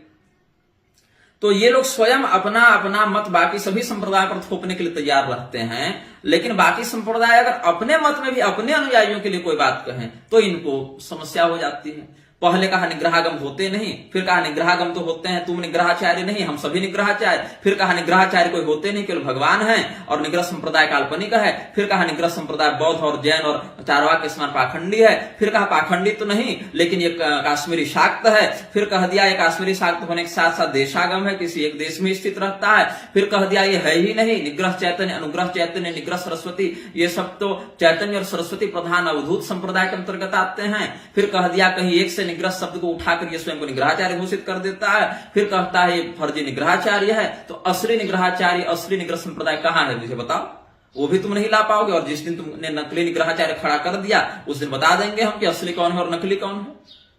जब बिना किसी मठ के और बिना पैसा के और बिना एक भी निग्रह संप्रदाय में किसी अनुयायी को दीक्षित किए हुए जब हम इतना काम कर सकते हैं, तो जब हम वास्तविकता पर आएंगे असली और नकली की पहचान में, तब हम बता देंगे कि कौन असली निग्रहाचार्य है और कौन नकली निग्रहाचार्य है, ये हम बता देंगे। और यह भी बता देंगे कि हमारे निग्रहाचार्य बनने से पहले वो निग्रहाचार्य के बारे में, निग्रह शब्द के बारे में, निग्रहाचार्य, निग्रहागम इस शब्द के बारे में तुम लोग जानते थे कि नहीं जानते थे, यह भी हम सिद्ध कर देंगे। तो इसलिए या तो चुप रहो या तो मान लो, और दोनों नहीं कर सकते तो कुत्तों के समान भौंकते रहो, हमें क्या फर्क पड़ता है। वेश्याओं के रुदन करने से सतित्व तो पातिव्रत्य तो साध्वियों का भ्रष्ट नहीं हो जाता ना। अब हम आते हैं गीता प्रेस पर। गीता प्रेस के विषय में जो मैं बताने जा रहा हूं, आप लोग इसको क्रॉस चेक भी कर सकते हैं, आज की परिभाषा देखें तो।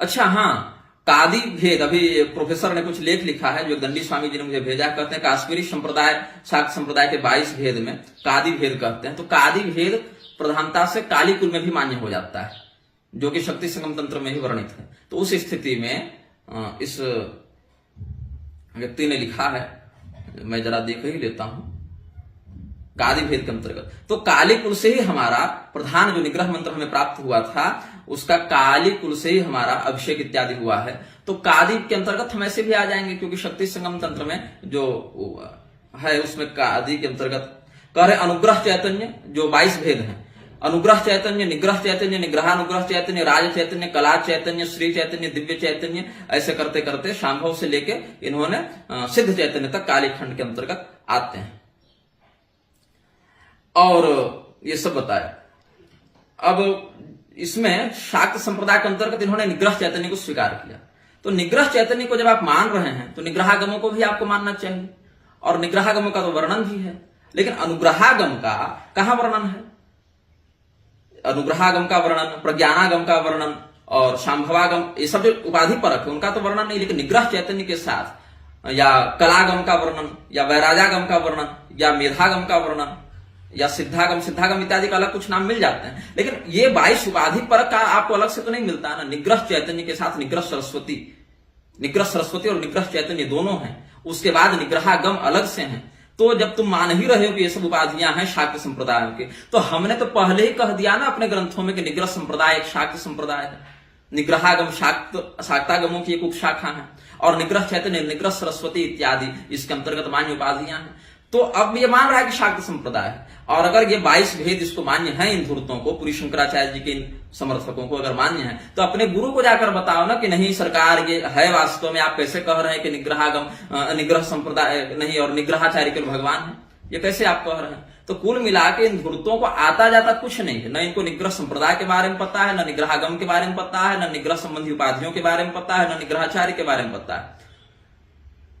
और हमेशा एक दूसरे के लेखों में ये बदतो व्याघात करते रहते हैं, कभी कुछ कहेंगे कभी कुछ कहेंगे, और फर्जी निग्रहाचार्य हमें बताएंगे। तो असली निग्रहाचार्य कौन है फिर ये बताओ, और तब बताएंगे असली निग्रहाचार्य तो हम सभी हैं। आदि गुरु शंकराचार्य असली निग्रहाचार्य थे, हम सभी स्मार्त ब्राह्मण असली निग्रहाचार्य हैं।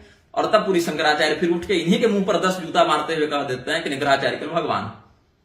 न पूरी शंकराचार्य जी को न उनके अनुयायियों को निग्रहागमों का बोध है, लेकिन बोलना इनको हर विषय पर है कि नहीं। हम कैसे कह दें कि हम इस विषय में नहीं जानते? अगर हम इस विषय में कहते नहीं जानते तो निग्रहाचार्य तो और विशिष्ट सिद्ध हो जाएंगे। अरे जिस विषय में पूरी शंकराचार्य नहीं जानते, उनके इतने बड़े बड़े विद्वान आचार्य अनुयायी गण नहीं जानते, उसके विषय में ये निग्रहाचार्य कैसे जानते हैं? तो लोगों की नजरों में हमारा महत्व बढ़ जाएगा। इसलिए इधर उधर की ताबड़तोड़ कुछ न कुछ बकवास करते रहो। ये सब इन लोगों का षड्यंत्र है। अब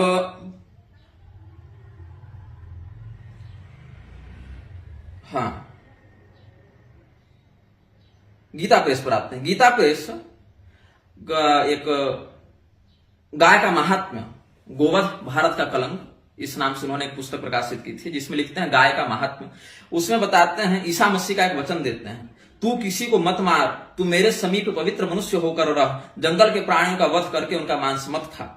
एक बैल को मारना एक मनुष्य के कत्ल के समान है। फिर कहते हैं, यदि मेरे मांस खाने से किसी भाई को कष्ट होता है तो मैं संसार की अंतिम स्थिति तक केवल मांस खाना ही नहीं छोड़ता, बल्कि यह भी चाहता हूं कि मुझसे किसी भी तरह किसी को भी कोई कष्ट न पहुंचे। कोरिन्थियंस 8:12-13। फिर कहा रोमन्स 16:20 में, मांस के लिए ईश्वर की बनाई हुई सृष्टि का संहार नहीं करना चाहिए। फिर जरस्थुस्त्र जो पारसी लोगों का है उसमें कहते हैं, ईश्वर मनुष्य जाति के लिए अभ्युदय तथा गौवों का हित करने के लिए आवश्यक बुद्धि, सदाचार और दृढ़ता प्रदान करे। फिर हजरत उस्मान पहला हदीस साइस्ता में बताते हैं, गोश्त खाने से परहेज करो, इसकी आदत शराब के समान हानिकारक है, आदत लग जाने से छूटती नहीं। फिर पैगंबर साहब नासियात हादी नामक पुस्तक में कहते हैं, ऐसा लिखा है पैगंबर साहब नासियात हादी नामक पुस्तक में, गाय के दूध और घी तुम्हारी तंदुरुस्ती के लिए बहुत जरूरी है, उनका गोश्त नुकसानदेह है।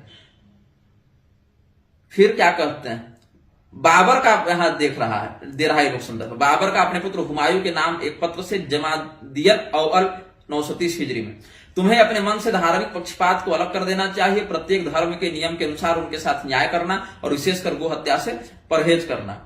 फिर फतवे हुमायूनी भाग 1 पृष्ठ 360 का संदर्भ देते हुए गीता प्रेस वाले लिखते हैं, गाय की कुर्बानी इस्लाम धर्म का नियम नहीं है। मुसलमानों को मुल्लाओं और पीरों की बातों में न आकर हिंदुओं के साथ शांति रखनी चाहिए। हिंदुस्तान के लिए गाय और बैल बड़े उपकारी जीव हैं, आपको इनके वंश की वृद्धि की चेष्टा करनी चाहिए। ऐसा अफगानिस्तान के भूतपूर्व अमीर अमानुल्लाह खान ने बंबई यात्रा में कहा। फिर क्या कहते हैं, कड़ोरी व जागीरदारान परगने मथुरा सहरा मनगोध व ओढ़ जो हर तरह पुष्प पनाही में हैं, वे उम्मीदवार रहते हैं जाने की जहान की तामील करने काबिल हुक्म जारी किया गया कि इसके बाद ऊपर लिखे परगनों के इर्द गिर्द मोर जीवह न करें और शिकार न करें और आदमियों की गायों को चरने से न रोकें। ऐसा तर्जुमा फरमान अतीय जलालुद्दीन मोहम्मद अकबर बादशाह गाजी। अच्छा, अकबर बादशाह गाजी, अब गाजी क्यों लगा अकबर के नाम के आगे? हिंदुओं का कत्ल करने के ही कारण लगा ना। तो ये गीता प्रेस वालों को नहीं दिख रहा है कि जिस व्यक्ति का ये रेफरेंस दे रहे हैं वो गाजी बना कैसे? हिंदुओं का कत्ल करके ही तो बना। तो गायों को न चरने से न रोके, ये रेफरेंस डाल रहे हैं बाबर का और अकबर का गीता प्रेस वाला। गाय की कुर्बानी की अपेक्षा भेड़ और बकरे की कुर्बानी ठीक है, कुस्तुनतुनिया के शादी का फतवा। और हकीम अजमल खां का फतवा कहता है, न तो कुरान और न अरब की प्रथा ही गौ की कुर्बानी का समर्थन करती है। फिर कुरान शरीफ सूरे हज ऐसा रेफरेंस देते हुए कहते हैं कि अलबत्ता पहुंचता है अल्लाह के पास तुम्हारा तकना और परहेजगारी। जेनेसिस चैप्टर 1:29 का रेफरेंस देते हैं कि परमेश्वर कहता है कि लो, मैंने साग पात जो समस्त पृथ्वी पर हैं और नाना प्रकार के वृक्ष जो फलों से लदे हैं तुम्हारे खाने के लिए पैदा किए हैं, न कि मांस। और इतना कहने के बाद 43वें बिंदु पर तक, इतना कहने के बाद 44वें बिंदु पर गीता प्रेस वाले किसका दे रहे हैं? 44वें पर। इससे पहले कुरान बाइबल सब देते जा रहे हैं और 44वें बिंदु पर आने के बाद गीता प्रेस कहती है, भगवत पूज्यपाद अनंत श्री विभूषित जगत गुरु श्री शंकराचार्य ज्योतिष पीठाधीश्वर श्री ब्रह्मानंद सरस्वती जी महाराज का उपदेश। और वहां से कहते हैं कि गौ की रक्षा करनी चाहिए, गौधन अर्थ और धर्म दोनों का प्रबल पोषक है, ऐसे कहते हैं। तो 43 बिंदु तक तुमको क्या आवश्यकता थी कुरान और बाइबल से उद्धरण देने की? जब हमने ये प्रश्न किया गीता प्रेस वालों से 2017 के जनवरी मास में माघ मेला में जब हम लोग गए थे, पूरी शंकराचार्य जी के शिविर में हमारी भेंट हुई थी, पहली और आखिरी भेंट स्वर्गीय श्री राधेश्याम खेमगा जी के साथ, जो उस समय गीता प्रेस के संपादक थे संभवतः।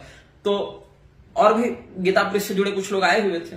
तो हमने पूछा था कि ये गीता प्रेस ने ये सब जो लिखा है कुरान शरीफ इत्यादि का संदर्भ देकर, या बाइबल इत्यादि का, या हदीसों का, गौवध भारत का कलंक, ऐसा जो उसमें जो गाय का महात्मा इस शीर्षक से आपने लिखा है, इसमें इनका संदर्भ क्यों दिया? तो उन्होंने एक उत्तर दिया जो उस समय हमें सही भी लगा कि देखिए, बाकी अगर हम लोग इन बाकी मजहबों या धर्मों का भी जो ग्रंथ है, वहां से जो पुस्तकें किताबें हैं, वहां से अगर हम देंगे संदर्भ, तो क्या होगा कि वो लोग जब पढ़ेंगे तो पढ़ने के बाद देखेंगे कि हमारे कथित धर्म ग्रंथों में ये बात है और गौहत्या से परहेज करेंगे, तो बाकी जो लोग ईसाई और मुसलमान गौहत्या विशेष रूप से करते हैं वो लोग शायद सुधर जाएं, इसीलिए हमने उनकी पुस्तकों से भी संदर्भ दे दिए।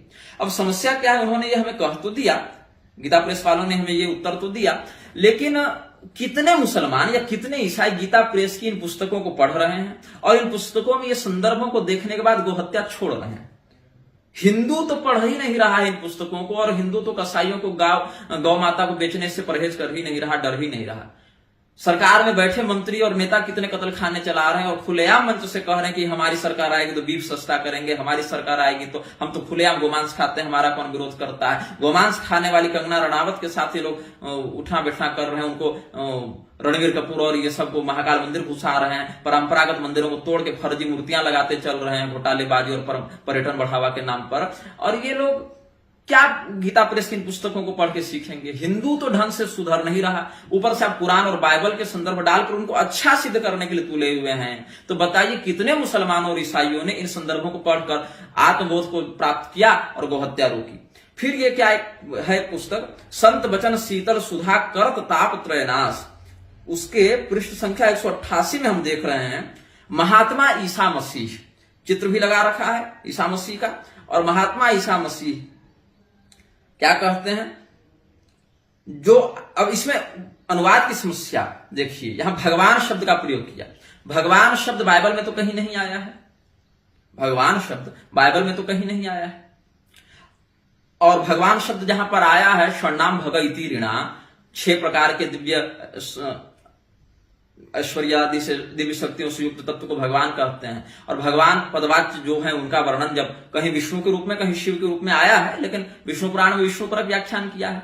तो क्या भगवान शब्द जो ये डाल रहे हैं कि ईसा मसीह का उपदेश है, जिनके अंदर दैन्य भाव उत्पन्न हो गया है वे धन्य है क्योंकि भगवान का साम्राज्य उन्हीं को प्राप्त होगा, जो आर्त भाव से रोते हैं वे धन्य है क्योंकि उन्हें भगवान की ओर से आश्वासन मिलेगा। ये आर्तो जिज्ञासु अर्थार्थी ज्ञानी के भरतर्ष भ, ये आर्त शब्द और भगवान शब्द क्या वही है जो बाइबल में बताया जा रहा है? तो इन लोगों ने कह दिया कि गॉड, अल्लाह, खुदा, राम, कृष्ण, ये सब तो एक ही परमात्मा के नाम है। ये गीता प्रेस का उत्तर आता है, ये सब तो एक ही परमात्मा के, जैसे वाटर, नीर, जल, आग, हाँ ना, ये सब का तो एक ही जल का परिचायक है, पानी, ये सब। वैसे गॉड, खुदा, अल्लाह, राम, कृष्ण, ये सब तो एक ही ईश्वर के पर्याय है। ये इन लोगों का कुतर्क रहता है। तो भगवान कभी गॉड नहीं हो सकता, गॉड कभी भगवान नहीं हो सकता। ये दोनों की शब्द में ही इनका अर्थ छिपा है। अब बाइबल वाले हिंदी में परमेश्वर ऐसा अनुवाद करते चल रहे हैं, परमेश्वर, क्लेश कर्म विपाका शरीर अपरामृष्ट पुरुष विशेष ईश्वर। इसमें क्लेश जो अविद्या स्मिता राग द्वेषाभिनिवेशा क्लेशा, तो क्या अविद्या रूपी ग्रंथि जो क्लेश है, अस्मिता, राग, द्वेष, अभिनिवेश, इनकी जो शास्त्रीय परिभाषा है, क्लेश की जो परिभाषा है, या कर्म की जो परिभाषा है, कर्म विपाक की जो परिभाषा है, और उनसे जो परे है वह ईश्वर है, और फिर ईश्वर में भी जो परम ईश्वर, इस प्रकार से उसका वैशिष्ट दिखाया गया। क्या ये सब गॉड, बाइबल वाले गॉड पर सब लागू किए जा सकते हैं? नहीं। लेकिन जब आपको हिंदी में लिखना है तो क्या लिख दे रहे हैं गीता प्रेस वाले? और पुस्तक का नाम देखिए, संत वचन शीतल सुधा करत ताप त्रयनाश, दैविक भौतिक ताप का नाश करते हैं संतों के वचन। और संत कौन है? तो महात्मा ईसा मसीह, और ईसा मसीह का उपदेश डाल रहे हैं कह के भगवान का साम्राज्य और भगवान प्राप्त होंगे, ऐसे भगवान प्राप्त होंगे। संतवाणी अंक गीता प्रेस, यहां से भी संतवाणी अंक जो है गीता प्रेस, वहां से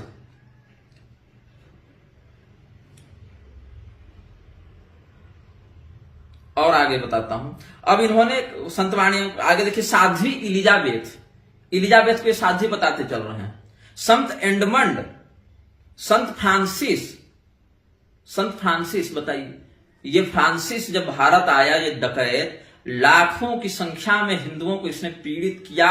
जैसे कोई गन्ना पेरता है ना रस निकालने के लिए, वैसे इन्होंने हिंदुओं को पेर दिया इन डकैतों ने, और उनके बच्चों का अतड़ी निकाल निकाल कर माता को खिला देते। इसके ऐतिहासिक प्रमाण उपलब्ध हैं, जिंदा जला देते। ये संत है इस गीता प्रेस के लिए, संत फ्रांसिस, संत एडमंड, साध्वी एलिजाबेथ। हे परमेश्वर, मैंने आप में विश्वास किया है, लोगों को मैं आपकी आराधना और उपासना की सीख दी है। आप इस बात के साक्षी हैं कि मैं पृथ्वी पर आपको छोड़कर और कुछ भी नहीं चाहा। यह संत एडमंड का वचन है। और संत फ्रांसिस का वचन क्या लिखता है गीता प्रेस? प्रभु, मुझे अपने शांति का साधन बना, द्वेष की जगह मुझे प्रेम का बीज बोने दे, अत्याचार के बदले क्षमा, संदेह के बदले विश्वास, निराशा के स्थान पर आशा, अंधकार की जगह प्रकाश और विषाद की भूमि में आनंद का निर्माण करने की मुझे शक्ति दे। हे भगवान, दया करके मुझे वह शक्ति दे कि किसी को मेरी सांत्वना का आवश्यकता ही न पड़े। लोग मुझे समझें, इसकी जगह मैं ही उनको समझूं। लोग मुझे प्यार करें, इससे पहले मैं ही उन्हें प्यार करूं। हमें यही प्राप्त होता है जो दिया जाता है। ये फ्रांसिस को वेटिकन ने संत बना रखा है। इसने गोवा में जितना अत्याचार किया, सेंट फ्रांसिस सेंट जेवियर के नाम से जो प्रसिद्धि हुई, इतना अत्याचार किया, मतलब स्त्रियों के ऊपर, बच्चों के ऊपर, हिंदुओं के ऊपर इतना अत्याचार किया, जिसके इंटरनेट और फ्री में प्रमाण के साथ अनेक लेख उपलब्ध हैं। और गीता प्रेस वाले क्या धारणा, तुम तो क्षमा मांगो। मैं कहता हूं गीता प्रेस वालों से, जिन हिंदुओं को गन्ने के मशीन के समान वो पेड़ दिया गया, जिनके हाथ पैर काट काट के लटका दिए जाते थे, जिन महिलाओं का व्यापक बलात्कार किया गया, उनके गुप्तांगों में तीखे भाले घुसा दिए जाते थे, उनकी अतड़ियां खींच ली जाती थी, जिन बच्चों का मांस उनके माता पिता के मुंह में ठूसा गया, फिर भी जो लोग आज हिंदू बने रहे अपने पूर्वजों के ऊपर हुए अत्याचार को सहकर, मैं तो कहता हूं गीता प्रेस वालों, धिक्कार है तुम्हारी कलम पर कि तुम संत फ्रांसिस शब्द का प्रयोग करके ऐसे सेक्युलरता का प्रचार कर रहे हो। तुम लोगों को तो लिखित रूप से क्षमा मांगनी चाहिए उन हिंदुओं से, तुमको उनकी आत्माओं से क्षमा मांगनी चाहिए कि तुमसे इस प्रकार का अपराध हुआ है। और क्या क्या है? दार्शनिक संत, थोड़ा धुंधला दिख रहा है, यमुना लाइफा, कुमारी टेरेसा, मदर टेरेसा के व्याख्यान में, थॉमस ए केनबिस या क्या नाम है ऐसे करके, साध्वी कैथरीन, संत लेविस, बाप रे बाप, खाली ईसाइयों से भर दिया इन लोगों ने। मतलब 50 की संख्या में जिसको जिसको वेटिकन ने संत बना रखा है ना, उनका इन लोगों ने नाम दे रखा है। और क्या आगे देखिए, इतना ही नहीं, अब देखिए इन्होंने फिर पुस्तक लिखी क्या, भक्तांक, भक्तों का एक अंक इन्होंने जारी किया। भक्तों के अंक में देख लीजिए, संत फ्रांसिस के मंदिर का यात्री जब 80 साई के लिए रवाना होता है, तब उन महात्मा के युग के पश्चिमी संसार की राजधानी है, राजधानी और आजकल की इटली भी की भी राजधानी रोम नगर को छोड़ते ही पहले पहल उसे काम्यगना नाम की पहाड़ी भूमि के जंगली और ज्वाराक्रांत मैदान को पार करना पड़ता है। ऐसे करते करते फिर आगे देश का करके, वहां दूर ऊंचाई पर भारी और सुंदर उत्तुंग शैल शिखर हैं। बड़े ही भारतवर्ष के इतिहास में भी इसकी पूरी समानता है, इस बात में है कि गांव गांव कोने कोने के हिंदू अपने हृदय के अंतस्थल से नदियों और शैलों से न केवल प्रेम रखते हैं, बल्कि सब में उनका पूज्य भाव है और इतिहास एवं कथा का उनसे पूर्ण संबंध है। इसीलिए आधुनिक जीवन के भंभड़ से थोड़ी देर के लिए अपने चित्त को हटाकर विक्रम की 14वीं शताब्दी के आरंभ में और इटली के माध्यमिक काल के सबसे बड़े महात्मा 80 साई के संत फ्रांसिस के जीवन पर जब हम दृष्टि डालते हैं, तो भारतीय पाठकों के किसी अपरिचित मार्ग पर पांव नहीं रखते। संत फ्रांसिस के जीवन में जिन बातों का वर्णन होगा, उनका सादृश्य भारतीय संतों के जीवन में मिलेगा। वाह, कौन सा भारतीय संत जाकर कहा कि तुम धर्म परिवर्तन कर लो, नहीं तो तुम्हारे बच्चों को मार देंगे, पत्नियों का बलात्कार कर देंगे, जीते जी जला देंगे, चटनी बना देंगे तुम्हारे शरीर को? किसने कहा जी? और प्राच्य देशों में सबसे अधिक भारतवर्ष के पाठक ही भगवान के इस भारी भक्त और इटली के सबसे बड़े योगी के जीवन के रहस्यों को हृदयंगम कर सकेंगे। मतलब भारतवर्ष के पाठक इटली के योगी और संत जिसको बताया जा रहा है, ऐसे दुरात्मा फ्रांसिस को महात्मा बताया जा रहा है, और उसके जीवन के रहस्यों को हृदयंगम कर सके, ये गीता प्रेस लिख रहा है। पश्चिमी भारत के गोवा नामक स्थान में पीछे से उन्हीं के पूर्ण अनुयायी संत फ्रांसिस जेवियर ने जो अपनी समाधि पाई, वह बात भी कुतूहल से खाली नहीं है। वाह, जैसे भारतवर्ष के बंगाल में चैतन्य महाप्रभु के युग में, महाकौशल में महात्मा कबीर के जीवन में और कई देश में गुरु नानक के आचार विचार और उपदेश में बड़ी पूर्णता से परंपरा देखी जाती है, त्याग की परंपरा, वैसे ही इटली में महात्मा फ्रांसिस और उसके अनुयायी में भी प्रकट है। इसके सिवा इटली के पवित्र रज में ही कुछ विचित्र सौंदर्य है। वाह, अब इटली की प्रशंसा देखिए। अद्भुत, क्या चापलूसी की गई है, क्या चापलूसी। भारतवर्ष की तरह इटली भी प्राचीन सभ्यता की माता है, इटली की इतनी। और लेखक कौन है? साधु श्री C.M. एंड्रूज। ये ईसाई मिशनरी के पादरियों का लेख गीता प्रेस अपने भक्त अंक में क्यों प्रकाशित कर रहा है, ये गीता प्रेस को बताना चाहिए। क्या गीता प्रेस की स्थापना इसीलिए की गई थी कि वह मिशनरियों के ऐसे विचारों का प्रचार करे जिसमें चैतन्य महाप्रभु को संत फ्रांसिस के साथ तुलना करके संत फ्रांसिस को चैतन्य महाप्रभु के समान महान बताया जा रहा है, योगी बताया जा रहा है, भक्त बताया जा रहा है, त्यागी बताया जा रहा है। इन डकैतों को हमारे संतों के साथ तुलना की जा रही है। कैथरीन के विषय में कह रहा है रामदास गुप्त, ये हिंदू होकर रामदास गुप्त लेख लिख रहे हैं। सन 1380 में कैथरीन का देहांत हुआ। इस समय उसकी अंतिम अवस्था केवल 33 साल की थी। उसके अंतिम शब्द यह है, प्रभु मैं अपनी आत्मा तुम्हारे हाथ में अर्पण करती हूं। ईसाई तपस्विनी कैथरीन के विषय में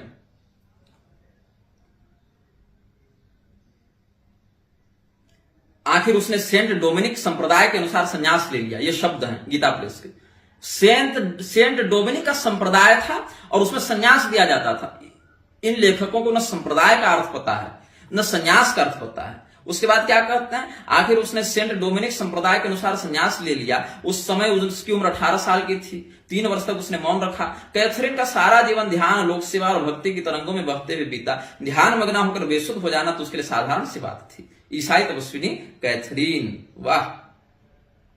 उसके बाद अब ईसाइयों की प्रार्थना बता रहे हैं। गीता प्रेस वाले ईश्वरांक, जो ईश्वर अंक छापे, तो उसमें ईसाइयों की प्रार्थना दे रहे हैं। क्या लिखते हैं, पवित्रतम और पूज्य ट्रिनिटी का, पिता पुत्र और पवित्र आत्मा का, जो एक ही ईश्वर के रूप 3 रूप हैं, शांति के राजकुमार ज्ञानी उपदेष्टा प्रभु यीशु का, प्रभु के सिंहासन के समीप 7 शक्तिमान आत्माओं का, रक्षकों संतों और महात्माओं का सदा सर्वदा प्रत्येक प्राणी के द्वारा स्तवन हो। ये नहीं केवल ईसाइयों के लिए, अपितु प्रत्येक प्राणी के द्वारा स्तवन हो तथा अद्यावधि और सदा सर्वदा उसकी शक्ति और ऐश्वर्य की अभ्यर्थना हो, आमीन। ये गीता प्रेस लिख रहा है अपने ईश्वर अंक में।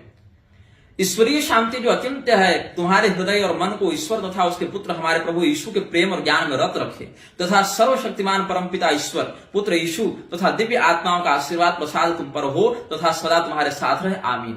फिर लिखते हैं मुसलमानों की प्रार्थना, बिस्मिल्लाहिर्रहमानिर्रहीम, अल्हम्दुलिल्लाहि रब्बिल आलमीन, अर्रहमानिर रहीम, मालिक यौमिद्दीन। ये मुसलमानों की प्रार्थना है, कुरान से कहीं से ली गई होगी। ये गीता प्रेस वाले ईश्वरांक में छाप रहे हैं। बताइए, इंग्लिश में लिख रहे हैं, to the most holy and adorable Trinity Father Son and Holy Spirit, 3 persons in one God, to Christ our Lord the only wise counsellor and prince of peace, to the 7 mighty spirits before the throne and to the glorious assembly of just men made perfect, the watchers, the saints and the holy ones, be praised unceasing from every living creature, and honor, might and glory henceforth and for evermore, amen. The peace of God which passeth all understanding keep your hearts and minds in the knowledge and love of God and his son Christ our Lord, and the blessing of God Almighty, the Father, the Son and the Holy Ghost be amongst you and remain with you always, आमीन।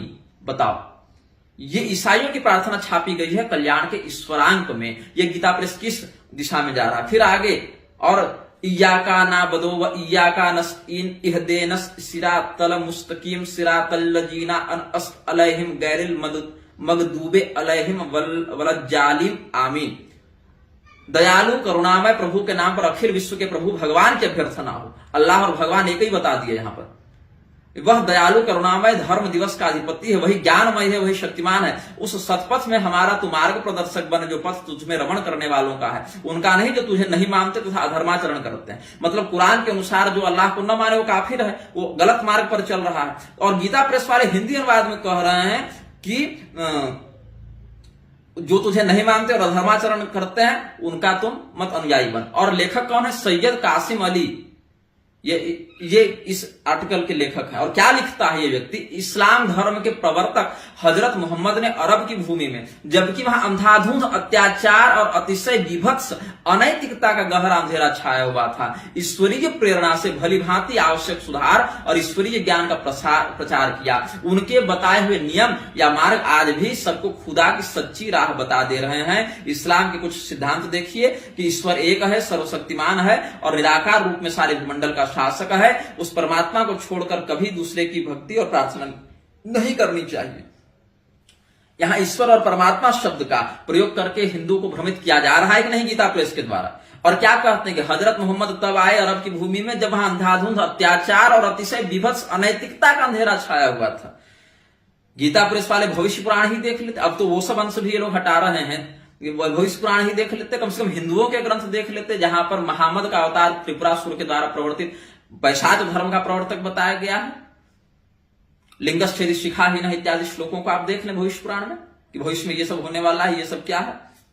और खुदा की आज्ञाएं तो कहते हैं नमाज, प्रत्येक मनुष्य प्रत्येक स्थान में पवित्र होकर प्रतिदिन 5 बार अवश्य करे नमाज। नमाज हर हालत में सभी स्त्री पुरुष, राजा रंग, अमीर फकीर, बाल वृद्ध सबको अनिवार्य रूप से पढ़नी चाहिए। ये गीता प्रेस ईश्वरांक में लिख रहा है। जन समूह के साथ पढ़ना अति उत्तम है। मस्जिद में छोटे बड़े, अमीर गरीब, रंग कुरंग आदि का विचार नहीं करना चाहिए। वहां सभी लोग समान हैं, सबका एक सा व्यवहार होता है और सब समान स्थान में बैठते हैं। फिर दूसरा बिंदु गीता प्रेस में देखिए ईश्वरांक में, रोजा, खासकर वर्ष में रमजान नामक माह में 1 महीने तक दिन भर बाल वृद्ध स्त्री पुरुष सभी को निर्जल निराहार रहना चाहिए, ऐसा कह के आगे। इस उपवासी मास से आत्मा की शांति और ईश्वर भक्ति की महानता को प्राप्त करके प्रत्येक मुस्लिम, और मुस्लिम के ब्रैकेट में लिख दिया ईमानदार सिपाही, मतलब जो मुस्लिम नहीं वो बेईमान है। मुस्लिम के में गीता प्रेस ने ब्रैकेट में ईमानदार लिखा है, सिपाही के रूप में अपना आदर्श प्रकट करता है। और तीसरा जकात, प्रत्येक मुस्लिम को अपनी आमदनी का 40वां भाग निकालकर दीनहीन, अपाहिज और दुखी नर नारियों की सहायता करनी चाहिए। अब अगर हिंदू हो तो उसको नहीं मिलेगा, केवल मुसलमानों के लिए लागू है। हज, संसार के मुसलमानों को साल में 1 बार अपने मक्के मदीने आदि पवित्र तीर्थ स्थानों का दर्शन करना चाहिए। गीता प्रेस को तीर्थ का अर्थ भी नहीं पता है। उनके लिए भी एक दिन ईद उल जुहा, आदर्श त्याग का काल मुकर्रर किया गया है। इस दिन संसार के सभी स्थानों के थोड़े बहुत प्रतिनिधि इकट्ठे होकर अपने नैतिक विचार, परोपकारी कार्य और ईश्वर भक्ति के मार्ग को सुदृढ़ और सुविशाल बनाने की योजना रचते हैं। और गीता प्रेस ने यहां अलग से फुटनोट दिया है लाल रंग में हाईलाइट करके कि जो लोग हज को जाते हैं वे अपने हाथ से केवल एक ही कपड़ा तैयार करके पहनते हैं, वे किसी भी जीव को दुख नहीं दे सकते, यहां तक कि अपने शरीर की जू तक भी नहीं मार सकते।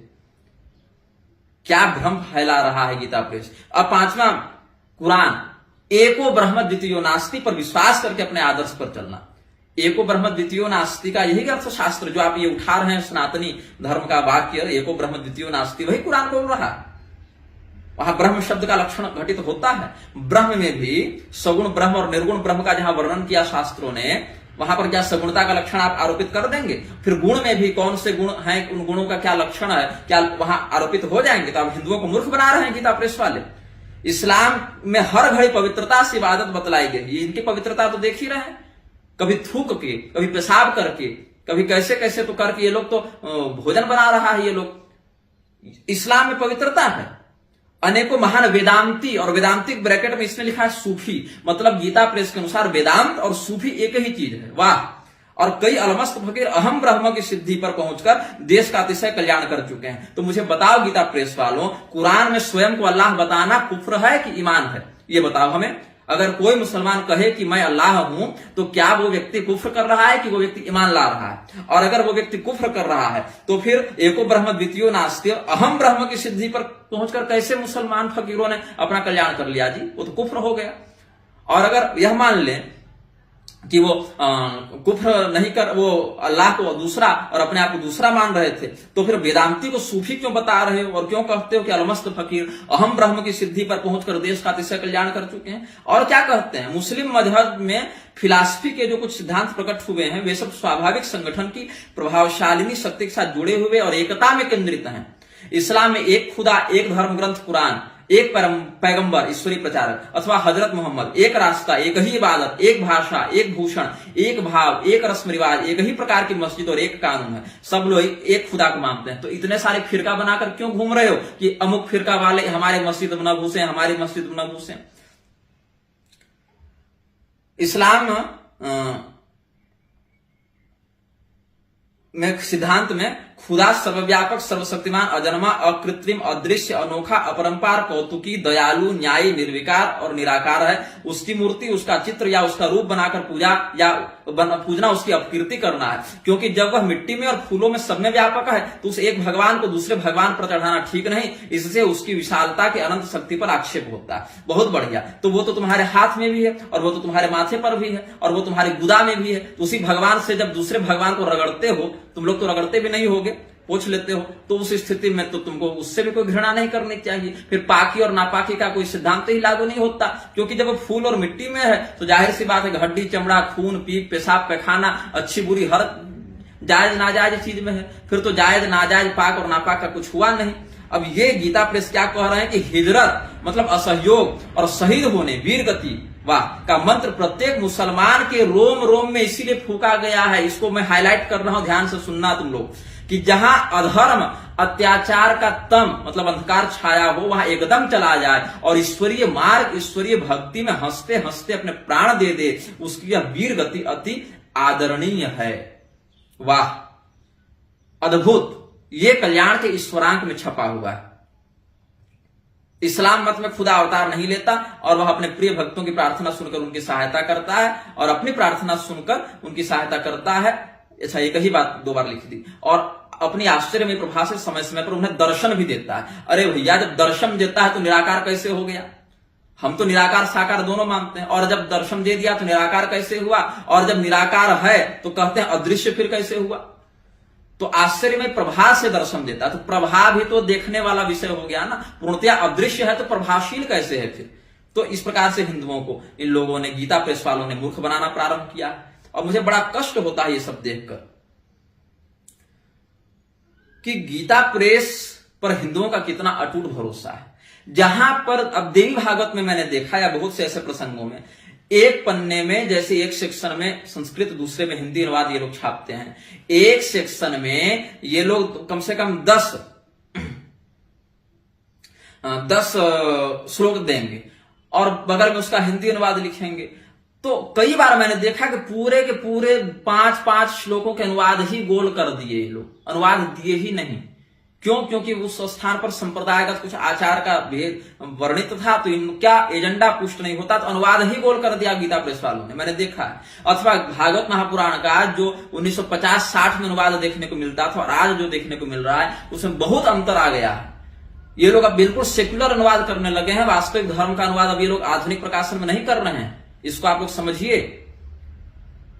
गीता प्रेस की स्थापना जब हुई थी, अगर इस्लाम शांति का धर्म है और इस्लाम जो है वो सबों से प्रेम करने के लिए कहता है, गीता प्रेस का तो संस्थापन आजादी से पहले मतलब विभाजन से पहले हो गया था। विभाजन की त्रासदी क्या गीता प्रेस वालों ने नहीं देखी है? फिर भी इनको वह शांति का मजहब लग रहा है, धर्म लग रहा है, और कहते हैं अपने भक्त अंक में, ईश्वरांक अंक में, ये सब में ये लोग इस्लाम और ईसा मसीह और कुरान और बाइबल का उपदेश छापे चल रहे हैं और हिंदुओं को मूर्ख बना रहे हैं। हम स्वीकार करते हैं कि घर घर में सनातनी साहित्य को शुद्ध पाठ के साथ वर्तनी त्रुटि कम से कम और पुस्तक का मूल्य कम से कम और क्वालिटी अच्छी से अच्छी, गुणवत्ता अच्छी से अच्छी लेकर आप घर घर तक सनातनी साहित्य को बचाते हुए बढ़ाए हैं, पहुंचाए हैं। इसके लिए हम आपके कृतज्ञ हैं, आपके मंगल की, अभ्युदय की हम प्रार्थना करते हैं। लेकिन ये सब क्या है कि जिन्होंने हिंदुओं को सदैव अत्याचार से आतंकित किया, हमारे देवालय तोड़े, हमारे संतों को मारा पीटा, हमारे हर वर्ण, हर जाति, हर वर्ग के लोगों पर अत्याचार किया, आज भी कर रहे हैं, आज भी उनकी योजना यही है। उनके विषय में तुम लोग ऐसा छाप क्यों रहे हो? धर्म रक्षा के ऊपर आप लोग एक अंक निकालिए और धर्म रक्षा में बताइए कि हिंदुओं को अपने धर्म की रक्षा कैसे करनी चाहिए इन मृक्षों के षड्यंत्र के विरुद्ध। वो सब क्यों? और आप कहते हैं कि मांसाहार करना ये सब निषिद्ध है, इसमें वो बाइबल इत्यादि में, हम उसका भी निकाल ही लेते हैं। और ये सब गीता प्रेस वालों ने घर घर पहुंचाया अपने कल्याण अंक के माध्यम से।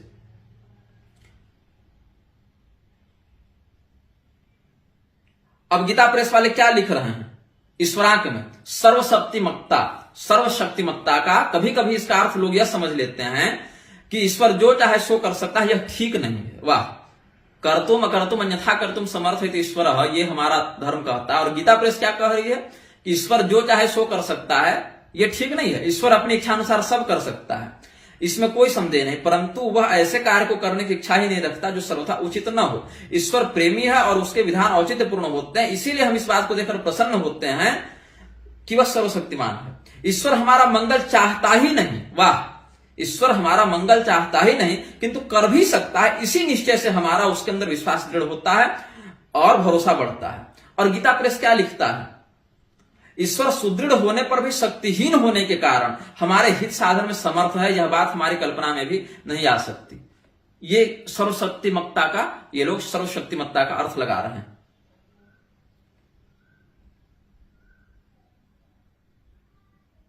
और ये इस ईसाई धर्म में ईश्वर के आधार पर ये लोग बता रहे हैं। ईसा मसीह का अवतार, उनकी यंत्रणाएं और देहत्याग ऐतिहासिक घटनाएं जो इसी पृथ्वी पर एक निश्चित काल में घटित हुई और उस सनातन पुरुष परमेश्वर की अभिव्यक्तियां थी। ईसा मसीह के रूप में ईश्वर ही संसार को अपने सम्मुख कर रहा था। ईसा मसीह ने स्वयं कहा था, जिसने मुझे देख लिया उसने ईश्वर को भी देख लिया।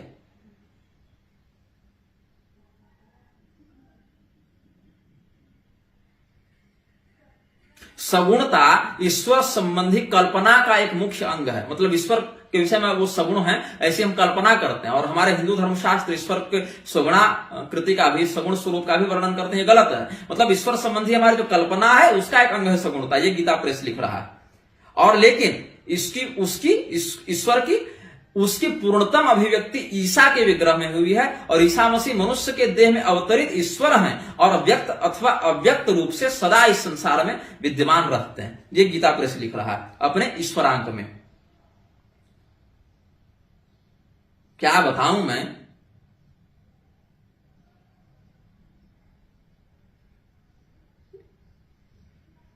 ईसा मसीह का इतना गुणगान, इतना गुण, मैं पन्ना पलटते जा रहा हूं। मैं सब कुछ इसलिए नहीं बोल रहा क्योंकि वीडियो बहुत लंबा हो जाएगा, मैं तो भी से पन्ना ही पलट रहा हूं और हर पन्ने में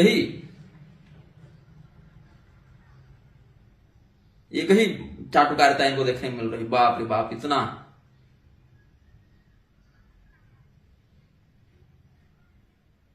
और क्या कहते हैं, बहुधा हमारे वर्णन के पीछे आंतरिक अनुभव का आधार नहीं होता, केवल हम लोग दूसरों से सुनी सुनाई बातों को ही प्राय दोहराते हैं और जिनसे हमने वो बातें सुनी होती हैं वे भी प्राय हमारी तरह होते हैं। और इसमें अंधे ने नियमाना यथांधा औपनिषदिक वाक्य डाल दिया इन लोगों ने। सृष्टि के आदि से लेकर अब तक ईश्वर के न मालूम कितने चित्र खींचे गए हैं, इनमें से कई तो ऐसे हैं जो अधूरे ही नहीं किंतु दोष बहुल हैं और कदाचित ईश्वर के स्वरूप को बिल्कुल ही विकृत कर देते हैं। वाह, मतलब बाकी लोगों ने बताया वो ईश्वर का विकृत स्वरूप था, लेकिन ईसा मसीह ने जो बताया वो सब बिल्कुल सही है। और ईश्वर के विषय में जो ईसा मसीह ने कहा वो सबसे बढ़िया था। क्यों? क्योंकि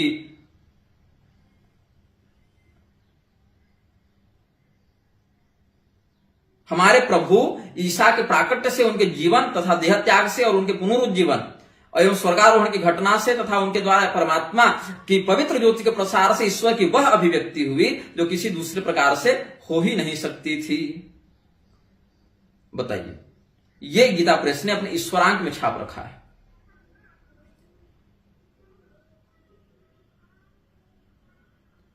तो इस प्रकार से समझना चाहिए गीता प्रेस वालों को। आप लोगों के ऊपर हिंदुओं का बहुत बड़ा विश्वास है।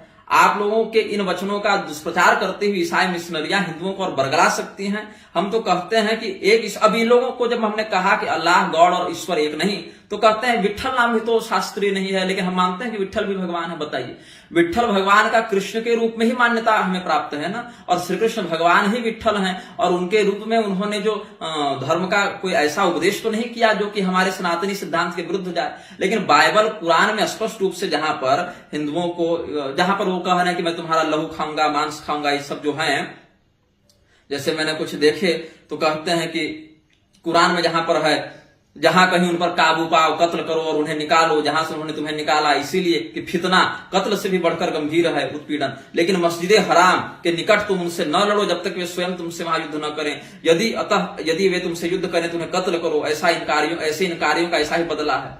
फिर कुरान में ही जो लोग अल्लाह की आयतों का इनकार करें और नबियों को नाहक कत्ल करें और उन लोगों का कत्ल करें जो न्याय के पालन करने को कहें, उनको दुखद यातना की मंगल सूचना दे दो। जो लोग अल्लाह और उसके रसूल से लड़ते हैं और धरती के लिए बिगाड़ पैदा करने के लिए दौड़ धूप करते हैं, उनका बदला तो बस यही है कि बुरी तरह से कत्ल किए जाएं या सूली पर चढ़ाए जाएं या उनके हाथ पांव विपरीत दिशाओं में काट डाले जाएं या उन्हें देश से निष्कासित किया जाए। यह अपमान और तिरस्कार ही उनके लिए दुनिया में आखिरत उनके लिए बड़ी यातना है। जिन लोगों ने हमारी आयतों का इनकार किया, कुरान 4:56 में बता रहे हैं, जिन लोगों ने हमारी आयतों का इनकार किया उन्हें हम जल्द ही आग में झोंकेंगे। जब भी उनकी खालें पक जाएंगी तो हम उन्हें दूसरी खालों में बदल दिया करेंगे ताकि वे यातना का मजा चखते रहें। निस्संदेह अल्लाह प्रभुत्वशाली तत्वदर्शी है। और आगे, मुनाफिक जहां कहीं पाए जाएंगे पकड़े जाएंगे और बुरी तरह कत्ल किए जाएंगे। निस्संदेह अल्लाह ने ईमान वालों से, मुसलमानों से उनके प्राणों और उनके मालों के बदले में क्यों इसके बदले में खरीद लिया है कि उनके लिए जन्नत है। वे अल्लाह के मार्ग में लड़ते हैं तो मारते भी हैं और मारे जाते भी हैं। अल्लाह ने मुनाफिक कपटाचारी पुरुषों और मुनाफिक स्त्रियों और काफिरों से जहन्नम की आग का वादा किया है जिसमें वे सदा रहेंगे। यही उन्हें बस है। अल्लाह ने उन्हें लानत की और उनके लिए स्थायी यातना की है।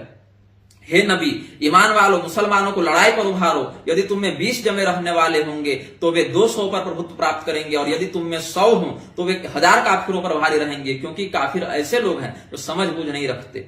हे ईमान लाने वालों, तुम यहूदियों और ईसाइयों को मित्र न बनाओ, क्योंकि ये आपस में एक दूसरे के मित्र हैं और जो कोई तुम में उनसे मैत्री करेगा वह उन्हीं में से होगा। निस्संदेह अल्लाह जुर्म करने वालों को मार्ग नहीं दिखाता। उन काफिरों से लड़ो, अल्लाह तुम्हारे हाथों उन्हें यातना देगा और उन्हें रुसवा करेगा और उनके मुकाबले में तुम्हारी सहायता करेगा और ईमान वाले लोगों के दिल ठंडे होंगे। हे ईमान लाने वालों, मूर्ति पूजक मुस्लिम नापाक हैं, निस्संदेह काफिर तुम्हारे खुले दुश्मन हैं। हे ईमान लाने वालों मुसलमानों, तुम उन काफिरों से लड़ो जो तुम्हारे आसपास हैं और चाहिए कि वे तुम में सख्ती पाएं। और एक तो बड़ा प्रसिद्ध है कि जब हराम के महीने बीत जाएं तो मुशरिकों को जहां कहीं पाओ कत्ल करो और पकड़ो और उन्हें घेरो और हर घात की जगह उनकी ताक में रहो। फिर यदि वे तौबा कर लें, नमाज कायम कर लें और जकात दें तो उनका मार्ग छोड़ दो। निस्संदेह अल्लाह बड़ा क्षमाशील और दया करने वाला है। फिर कुरान बाइबल में देखिए आप, यूहन्ना 6:53 में यीशु ने उनसे कहा कि मैं तुमसे सच कहता हूं कि जब तक मनुष्य के पुत्र का मांस न खाओ और उनका लहू न पियो तुम में जीवन नहीं। आगे, दयालु स्त्रियों ने अपने ही हाथों से अपने बच्चों को पकाया है। जो तुम पर अंधेर करते हैं मैं उनको उन्हीं का मांस खिलाऊंगा और वे अपना लहू पीकर ऐसे मतवाले होंगे जैसे नए दाख मधु से होते हैं। और कोई लैब व्यवस्था करके है ना, व्यवस्था विवरण के बाद का शायद क्या पहले का 26 में कहते हैं तुम्हें अपने बेटों बेटियों का मांस खाना पड़ेगा जब घिर जाने और उस सकेती के समय जिसमें तुझे तेरे शत्रु मार डालेंगे, तेरे शत्रु तुझको डालेंगे, तू अपने निज जन्माए बेटे बेटियों का मांस जिन्हें तेरा परमेश्वर यहोवा तुझे देगा उसे खाएगा। फिर शमूएल 21:6 में कहते हैं संभवतः कि उसके वंश के 7 जन हमें सौंप दिए जाएं और हम उन्हें यहोवा के लिए, यहोवा के चुने हुए शाऊल की गिवा नामक बस्ती में फांसी देंगे। राजा ने कहा मैं उनको सौंप दूंगा। यह नरबली लगातार 3 वर्ष से पड़ रहे सूखे से निजात पाने के लिए दी गई थी। ऐसा कोई अमित कुमार जी ने सारा संदर्भ देकर डाला था, तो हमने वहां से पढ़ा तो हमने देखा कि ये तो बाइबल की बातें ऐसी भी हैं। तो गीता प्रेस वाले ये सब नहीं बताएंगे कि कुरान और बाइबल में कहां हमारे विरुद्ध बातें हैं और कहां उनके उन्हीं बातों का आश्रय लेकर ईसाई मिशनरी और इस्लाम वाले हमारा शोषण कर रहे हैं, हमारे विरुद्ध षड्यंत्र कर रहे हैं। ये सब मुसलमान कुछ दिन में जब देखेंगे कि हिंदू आपस में एकजुट हो रहे हैं और इस्लाम या मिशनरी के रूप में अपना एक शत्रु देख रहे हैं, तो ये लोग चुप हो जाएंगे, एकदम साइलेंट हो जाएंगे। चुनावी राजनीति से या गजवाए हिंद से या सबको गॉस्पेल पढ़ाने से 10-20 साल के लिए दूर हो जाएंगे, अपनी जनसंख्या बढ़ाने में लगे रहेंगे। और जब इनकी जनसंख्या पर्याप्त हो जाएगी तब अचानक से हमला करेंगे। और जब ये चुप हो जाएंगे तो हिंदू देखेगा अरे मुसलमान तो शांति प्रिय होता है, ईसाई तो शांति प्रिय होते हैं। तब गीता प्रेस के इन्हीं वचनों के आश्रय से उनको भ्रम हो जाएगा कि मुसलमान और ईसाई तो वास्तव में बहुत ही संवेदनशील और बहुत ही अच्छे होते हैं। और फिर कहेगा अरे गीता प्रेस वाले भी ऐसा ही छापते हैं, सही बात है। तो उस स्थिति में जब 10 साल 20 साल 30 साल के बाद इनकी आबादी बढ़ जाएगी और तब तक कि शांत अगर हो गए तो आप हिंदुओं के पास आपस में एक दूसरे की जाति से लड़ने के समय के अलावा कोई चारा नहीं रहेगा। एक दूसरे की जातियों से लड़कर आप सभी कमजोर भी होंगे और मुसलमान अपनी जनसंख्या बढ़ाकर अचानक से हावी होगा तो आप सामूहिक रूप से उनका प्रतिकार नहीं कर पाएंगे। इस षड्यंत्र को समझिए। गीता प्रेस का सम्मान है जिस अंश में उन्होंने शास्त्र की सेवा की है, लेकिन जहां पर उन्होंने हिंदू धर्म शास्त्रों के विरुद्ध जाकर अनुवाद किया अथवा इस प्रकार के भ्रामक कथनों को अपने ईश्वर अंक, भक्त अंक, संत वचन इत्यादि, संत अंक इत्यादि में प्रकाशित किया है। हम इसका विरोध करते हैं और हिंदुओं को इस षड्यंत्र से सतर्क करते हैं और आशा करते हैं कि गीता प्रेस आगे से ऐसी गलती नहीं करेगा और अपने प्रकाशनों से ऐसी बातों को हटाएगा या कम से कम इस बात का शोधन करते हुए किसी धर्म रक्षा संबंधी अंक को भी प्रसारित करेगा, ऐसी हम कामना करते हैं। पहले जब हमने कहा हम गीता प्रेस पर वीडियो लेकर आ रहे हैं तो लोग बड़े भड़क गए कि तुम सब में गलती देखते हो। मेरा काम गलती देखना ही है, मेरी बहाली ही उसी के लिए धर्म में हुई है भाई, मेरी ड्यूटी, मेरा डिपार्टमेंट ही वही है। कोई व्यक्ति को अगर रखा गया है कि तुम केवल चोरों पर नजर रखो, तो जहां जहां चोरी होगी उसकी दृष्टि स्वयं वहां पर जाएगी।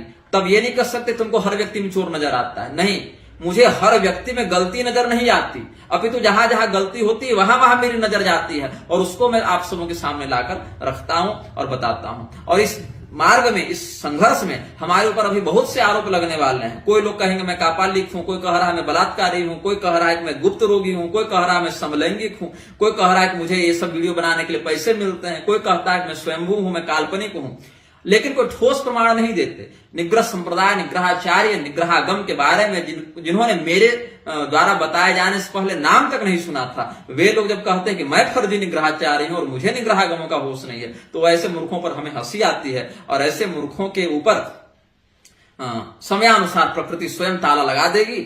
और जितना समय प्रकृति को मेरे द्वारा जो कार्य संपादित करवाना है वो तो हम पहले से भी करते आ रहे हैं और आगे भी करते जाएंगे। इसी कथन के साथ गीता प्रेस की अभ्युदय की ही कामना हम करते हैं, लेकिन जहां तक शास्त्र सेवा वो करेगा वहीं तक। आप एक प्रेस हैं, आपका काम ये नहीं है कि आप किसी अनुवाद को छिपा दें या अनुवाद को बढ़ा दें या उसका विश्लेषण कर दें। आप धर्मगुरु नहीं हैं, आपका काम बस मूल श्लोकों को या उन श्लोकों का आप अनुवाद भी कर रहे हैं तो पूरे के पूरे अनुवाद को यथावत रख दें, उसमें अलग से एजेंडा घुसाने की आपको जरूरत नहीं है। ईसाई और इस्लाम, इनके प्रचार में तो आपने कई पेज रंग डाले, तो देवी भागवत के अनुवाद में आपने आधा अधूरा अनुवाद क्यों किया? वहां आपको अपना एजेंडा फिट नहीं कर बैठ रहा था क्या? फिर ये लोग कहते हैं कि कलयुग में केवल गीता प्रेस ही एकमात्र सही प्रेस है और जयदयाल गोविंदका, राम सुखदास जी इत्यादि के वचन ही शास्त्र प्रमाणिक रूप में मान्य होने चाहिए। मतलब केवल सेठ जी ने, पोद्दार जी ने, जयदयाल गोविंदका जी ने, राम सुखदास जी ने जो कह दिया, किसी धर्माचार्य के पद पर बैठे किसी ब्राह्मण तपस्वी संत ने कुछ नहीं कहा। मैं मानता हूं कि जयदयाल गोविंदका, राम सुखदास जी और हनुमान प्रसाद पोद्दार जी ब्राह्मण न होने पर भी शास्त्रों के अच्छे जानकार थे, तपस्वी थे, दयालु थे, समतत्व को धारण करते थे। लेकिन यह कहना कि बाकी किसी की बात मानो ही नहीं, केवल गीता प्रेस ही पढ़ो और केवल हमारे इन्हीं 4-5 लोगों की बात को ही परम धर्म मान लो, तो ये उचित नहीं है, क्योंकि ऐसा कहने पर बहुत संप्रदायगत आचार में भेद हो जाएगा। ये हर संप्रदाय के हर व्यक्ति को तो धर्म का उपदेश नहीं कर सकते ना, सदाचार का उपदेश कर सकते हैं, भक्ति मार्ग का कुछ उपदेश कर सकते हैं, लेकिन हर संप्रदाय के हर आचार्य की बात को छोड़कर केवल यही 4-5 लोगों की बात हम पकड़ लें तो भी हम उचित नहीं समझते, क्योंकि हर संप्रदाय के संविधान, आचार उसके शास्त्रों से तय होते हैं। गीता प्रेस एक प्रकाशक संस्था है, कोई संप्रदाय नहीं, कोई आचार्य नहीं है। जो शास्त्र का श्लोक है आप श्लोक को लिखें, उसका जो अनुवाद बिना कोई छेड़छाड़ किए जो संभव है उसको आप डाल दें, लेकिन ये तो आप लोग कर नहीं रहे। ऊपर से ईसाइयत और मिशनरियों के प्रचार में आप लोग लगे हैं और यह भी नहीं कर सकते कि पहले के युग में हमने पहले के समय में पहली पीढ़ी में डाल दिया। अभी डिजिटलाइज करके अपने गीता प्रेस के एप्लीकेशन पर भी ये सब ईसाई और मुसलमानों के प्रचार में ये सब लिखे जा रहे हैं, तो इस बात से मुझे क्षोभ हुआ, इसीलिए हमने सुधार के उद्देश्य से इतना कह दिया है। आशा है गीता प्रेस हमारे संदेश को सुनेगा और अगर थोड़ी बहुत सद्बुद्धि, विवेक और मूल रूप से गीता प्रेस की स्थापना में जो भाव था, जो इसके मूल उद्देश्य की जो भावना थी, वो अगर गीता प्रेस आज भी स्मरण रखे है तो इन विसंगतियों का शोधन करेगा और हिंदुओं को इस संघर्ष की स्थिति में भ्रमित नहीं करेगा। यदि आप धर्मशास्त्रों का यथारूप वर्थ नहीं बता सकते तो ऐसे भ्रामक वक्तव्यों को प्रसारित करना बंद करें, और अगर आपको करना ही है इस्लाम और ईसाईयत का प्रचार तो उन आयतों को भी और उन उक्तियों को भी बाइबल और कुरान से और हदीस से निकाल कर दें, जहां पर हिंदुओं को मारने, काटने, मंदिरों को तोड़ने और हिंदुओं की स्त्रियों का बलात्कार करने इत्यादि का आदेश दिया गया है, वो सब भी आप लोग साथ में छापते जाएं, ताकि बात हो कि चलो जो वर्णन है हमने डाल दिया। और अगर ऐसा नहीं है तो फिर अपना जो धार्मिक जो एक संरक्षण आपका हिंदुओं का प्राप्त है कि हिंदुओं का बहुत बड़ा एक गौरव है गीता प्रेस, इस गौरव को आप लोग भंजाना बंद कर दें, यही हम चाहते हैं। श्रीमन नारायण, हर हर महादेव, नमः चंडिकाजय।